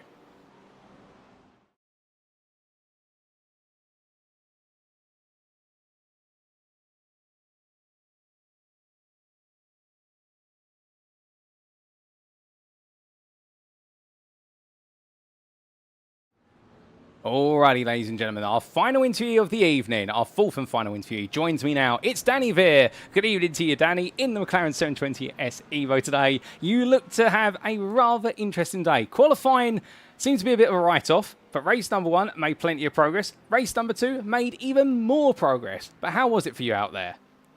Yeah, it was a good race. Thanks for having me in. Basically, this is a brand new car to me. Literally bought it about 10 minutes before the race started. I was even downloading it while the session was starting. So Brett never been in this car before. So I knew quali was going to be a bit of a write-off, just learning the car and learning how it moves and the new tyre model. But yeah, quali, bit of write-off. But like I said, just come back in. Got my eye in race 1. And then race 2, yeah, just even better. It was just a brilliant race to get used to the car, and it just felt great. Well, it definitely seems to be feeling great, and the pace was coming, like you say, the more and more you went into the races. But out of curiosity then, what made you go with the McLaren? I mean, there's 11 cars out there, if my memory serves me correctly, and the McLaren's definitely one of those cars, it's not the easiest car to get to grips with. No, it's not. As you saw today, it's a couple of incidents I had with the tail coming out and into the wall. But I've been the Porsche 3 seasons. I won the Evo with it, so do you know what? It's time to have a change anyway after 3 seasons. I've tried the Audi. I don't particularly like it. It's one of them cars where unless you know how to drive it and how it behaves, it's not going to behave for you at all. And the Ferrari just needs a bit of something. It just hasn't got the oomph for me. So yeah, it was just a case of testing out other cars and stuff during the maintenance periods, and it was between this and the NSX. But my 2 teammates, are really like Alex Boniface and Rob Mackay, already chose this, and to ease Matt Hoyland's time, I chose this one as well, and then so did Sean as well. So Sean chose the Macca, so it saved Moyland a lot of time just to make the liveries and stuff, and yeah, so that was a big selling point. Well, absolutely fair, making it uniform across the team. I do appreciate that, and it's always great to see. And talking a little bit more then about getting used to the car. I mean, obviously we had the tyre model change, plus also had the aero change. What's perhaps been so far the biggest thing you've had to come to grips with, or the biggest challenge out of it all? It's definitely going to be the tyre model. The new tyre model is so much different to what we're used to. Before, where we can just go out and do a 4-lap qualifying, and by the time you've done half the track, say, in your out lap, your tyres are warmed up and ready to go. In this, it takes about 4 laps for them to feel ready. So yeah, that's the definite big one, the tyre model. The aero, obviously, every car's got different aero, so that wasn't a big issue for me because I thought, well, I'm learning a new car anyway. It's not going to feel any different than it did last season. But the tyre model definitely does. And I think no matter what car you jump into, I tried the Porsche, and it was just staggering and how strange it felt with cold tyres. And then we noticed a couple of bugs. I'm not sure if it is a bug or it's a quali system where if you spin out, your tyres go from warm to cold. So we're thinking it might be a iRacing fail safety that you can't just donut before your quali to get your tyres warmed up. But that was a bit of a strange one. But other than that, once your tyres are warmed up and they're in the green, let's say, it's brilliant. It's like being in an actual car, and it feels brilliant. Oh, fantastic. Well, I do love your thoughts there with respect to the changes to the cars and what's been the biggest change, and particularly on that tyre front. Intriguing about the spin and the tyres being reset to a cold setting, but like you say, that may be to prevent potential gaming of the system, which of course anybody will try to do if they can find a loophole, but no loopholes here, it would seem. Talking about the racing then, obviously with all the changes, the BOP in a way has been reset a little bit. How was the McLaren versus its rivals? Because we saw you practically fighting one of every single car at some point. It looked as though you found a way past most cars, albeit not without difficulty. Yeah, so I know the Porsche quite well, so knowing the Porsche's strengths and weaknesses really helped. As long as you got it before the corner on the exit, then you was okay, because the Porsche's just got grip for days with that rear engine. The other cars, it's kind of the same. Said I knew the Ferrari has got the oomph. The biggest struggle was definitely that Ford, the Mustang, because not only is it as wide as a double-decker bus, but once it hits third gear, it's just on another level. It just shoots off. So as you can see in the well, the clips now, I get so close under the braking, but once I try to get close, it's such a narrow track round here, it was difficult, and then once he's hit third gear, he's just gone. So that was a big struggle. It's just trying to learn these little foibles that the cars have. At the moment, I haven't mastered the Mustang yet, but it's just learning how people drive as well. So I think it's Peter I was racing with there. Very good driver, very little mistakes. With Sean Clark, he's one of our teammates, so I kind of know how he races. He's not going to race me hard because we're teammates and we're in different classes, so that kind of helps. But yeah, it's always good to have the same people week in, week out, because you kind of respect how each other's driving. And yeah, the BOP, obviously, it has shifted a little bit. So with me being Evo champ to go into Prem and be at the back, probably sounds about right, because the strength of the field is insane, and it's really good to see. It's just nice to see this league's growing each season and getting stronger. You don't want to be in a league where you're constantly dominating or you're constantly at the back, whereas this, you always find someone to battle with, which is really good. Oh, 100% with you on that. The excitement that came from the two races today, really an indicator of what's to come. Speaking of what's to come, over this season, we're going to see you in the Premier class for Dexterous Motorsports Zemex. What are your targets for this season? Have you set yourself a goal? I personally have, because it's been a debate whether I should drop back down to Evo. But I've always in the firm belief that if you've won the championship, you should at least stick it out until you're in, quote, relegated. So my goals for myself this season would be to not finish in the bottom 10 overall at the end of the season. Try and score more points than I did last season, which I believe was 112, and I missed a few because I had a little girl as well during the season. And my personal, every race, just to be as close as I can or in front of Rob Mackay. It's just got to be done. He's a teammate of mine. He's a long member of DXD. I have to get in front of him. Oh, I love it. The rivalry between you and Rob's going to be absolutely brilliant. I love the fact you set that as one of your goals. Well, I'm sure if he's listening in right now, he's going to have the biggest grin on his face, and he wants to try and get one up on you.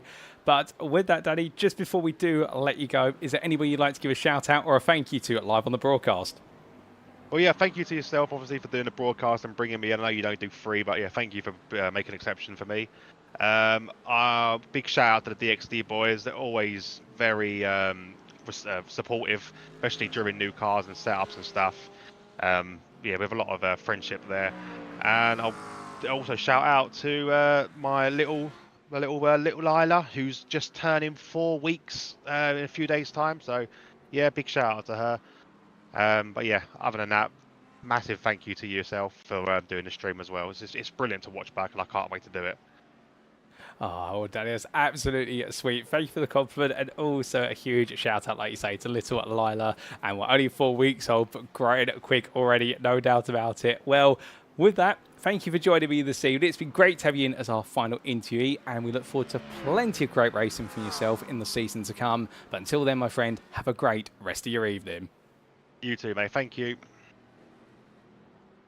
So hearing up from our final interview there, ladies and gentlemen, Danny Veer, a lovely chap to talk to, no doubt about it. And what a great set of thoughts there, talking about the major changes and particularly the tyre model, getting to grips with it, and how the fact that in qualifying now, it really is the final qualifying lap, the 4th lap, where all the pace is to be unlocked. We really are in the era where the tyre model has moved more towards one where you have to build up that tyre temperature, and therefore we could really see things change. And it explains so much of what we saw in race number 1 as well. Not just in qualifying where the times kept coming on down quickly, but in race 1, so many drivers making mistakes or looking on edge, even 5, 6, 7 laps into the race distance, because the tyre temperatures need to be managed. Also the change in aero model, we saw little elements there, and all of that coming together as well to mix up the balance of performance between the cars to a degree. And well, Danny decided to go to the McLaren, and well, going through in solidarity with his teammates. But what a choice of a car, and in the end enjoying some great race from a whole variety of cars. And we continue to see the footage of him battling with Pete Piver in the Ford Mustang, and the two having the utmost of respect for each other, and that respectful racing really being at the core as to why so many drivers want to be on the grid for Season 9 of the Evolution Sim Racing GT3 Championship. He set himself some goals, and he wants to make sure he finishes inside the top 10 of the Premier class. Will he be able to achieve it? Well, he'll begin that journey to try and achieve it at Daytona in a week's time, and also, of course, wanting to beat his teammate Rob Mackay, and the rivalry is going to be on between them. But with that, ladies and gentlemen, that brings our interviews to a close. It's been an absolute joy to bring you our quicker fire interview format, and we've had 4 interviews this evening, 3 from Premier, 1 from EVO. Let's recap them very quickly. First off, we heard from Stuart Rice in the Blue Sky Esports Premier class, the 142 driver, then being followed up by Andy Chell from Quantumas Motorsport Bravo in EVO, and then we came to 2 Premier drivers to wrap things up, Dean Sheesby from Moonshiners Racing Club, and Danny Veer, you've just heard from Dexterous Motorsports Zemex in Premier. Well done to all 4 of them on their performances today. We look forward to plenty more in our season opener at Daytona, but a big thank you to them all for joining me. But with that, ladies and gentlemen, it does mean it is now time for us to wrap up. Thank you very much for watching, and if you have enjoyed today's show, and perhaps you're sat there right now saying to yourself, you know what, I'd love to be on the grid at Evolution Sim Racing, but do you want to be on the grid on Thursdays, or do you want to be on the grid at the weekend? Well, on Thursdays, of course, we have the GT3 Championship in Season 9. It is fully booked, but we do have an extensive reserve list, and if you want to be on the grid, get your name down that reserve list, because spaces may open up as the season goes on. However, if you don't want to race on Thursdays, perhaps you're more of a Sunday superstar, well, we do have, at the moment, 3 different series that are either ongoing or planned on Sundays. We have the ongoing back and forth between the European GT Championship, which is focused on GT3 and GT4 machines, and we've also got the Danny Lee Porsche Cup, brought to you by Danny Lee, the infamous sim racer, and GT Omega, which is all dedicated to the Porsche 992 GT3 Cup car. We've also got upcoming the America's GT Challenge later this year, and that is dedicated to racing circuits on the American continent, and it's going to be a mixture of GT3s and GTEs. Yes, we'll be bringing out the now retired GTE machines to race alongside the counterparts that replace them in what will be a multi-class series. But if that doesn't sound quite right, alternatively, perhaps you're sat there right now just wanting to join a free practice league where you can race against drivers without having to pay for entry. Well, of course, we do have our free-to-join practice leagues on both Tuesday evenings and Saturday afternoons. There's something for everybody at Evolution Sim Racing, and if you want to be on the grid or get to know the community, all you've got to do is join the official Discord and find out all the details. Invite link available on screen, or use the QR code. We'd also like to take a moment to say a big thank you to our series and league sponsors, who do include, of course, Trophy AI, Carme, Modern Technology, GP2 Group, and new for this season, SimCoach, unlocking your true potential on the virtual racing circuit. And we say a big welcome to SimCoach as we begin our sponsorship partnership with them. We'd also like to say a big thank you to Motorsport UK's esports division, who continues to recognise Evolution Sim Racing as a recommended community, and we're very grateful for that status.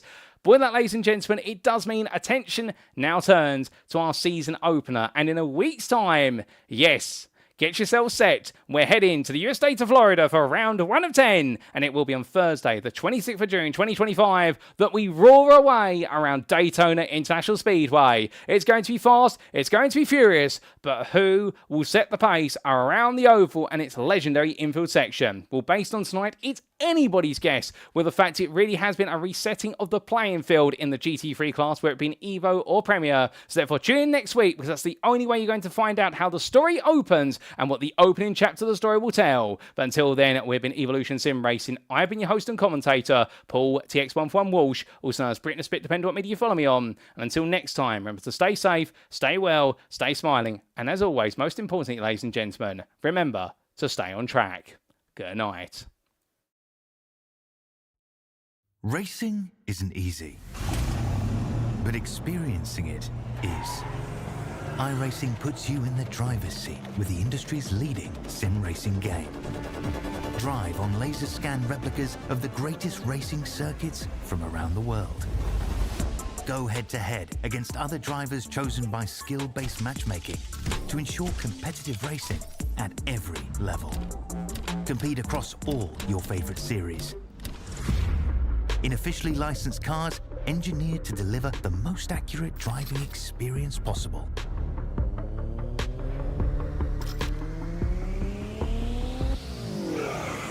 Join a race or host your own with players from across the globe.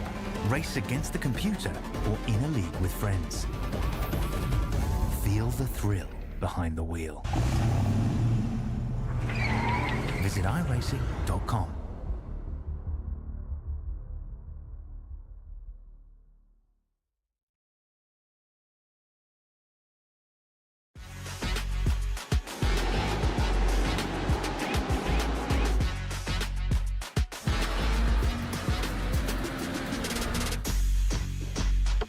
For the upcoming right-hander, brake 30 meters later and ease off the pressure.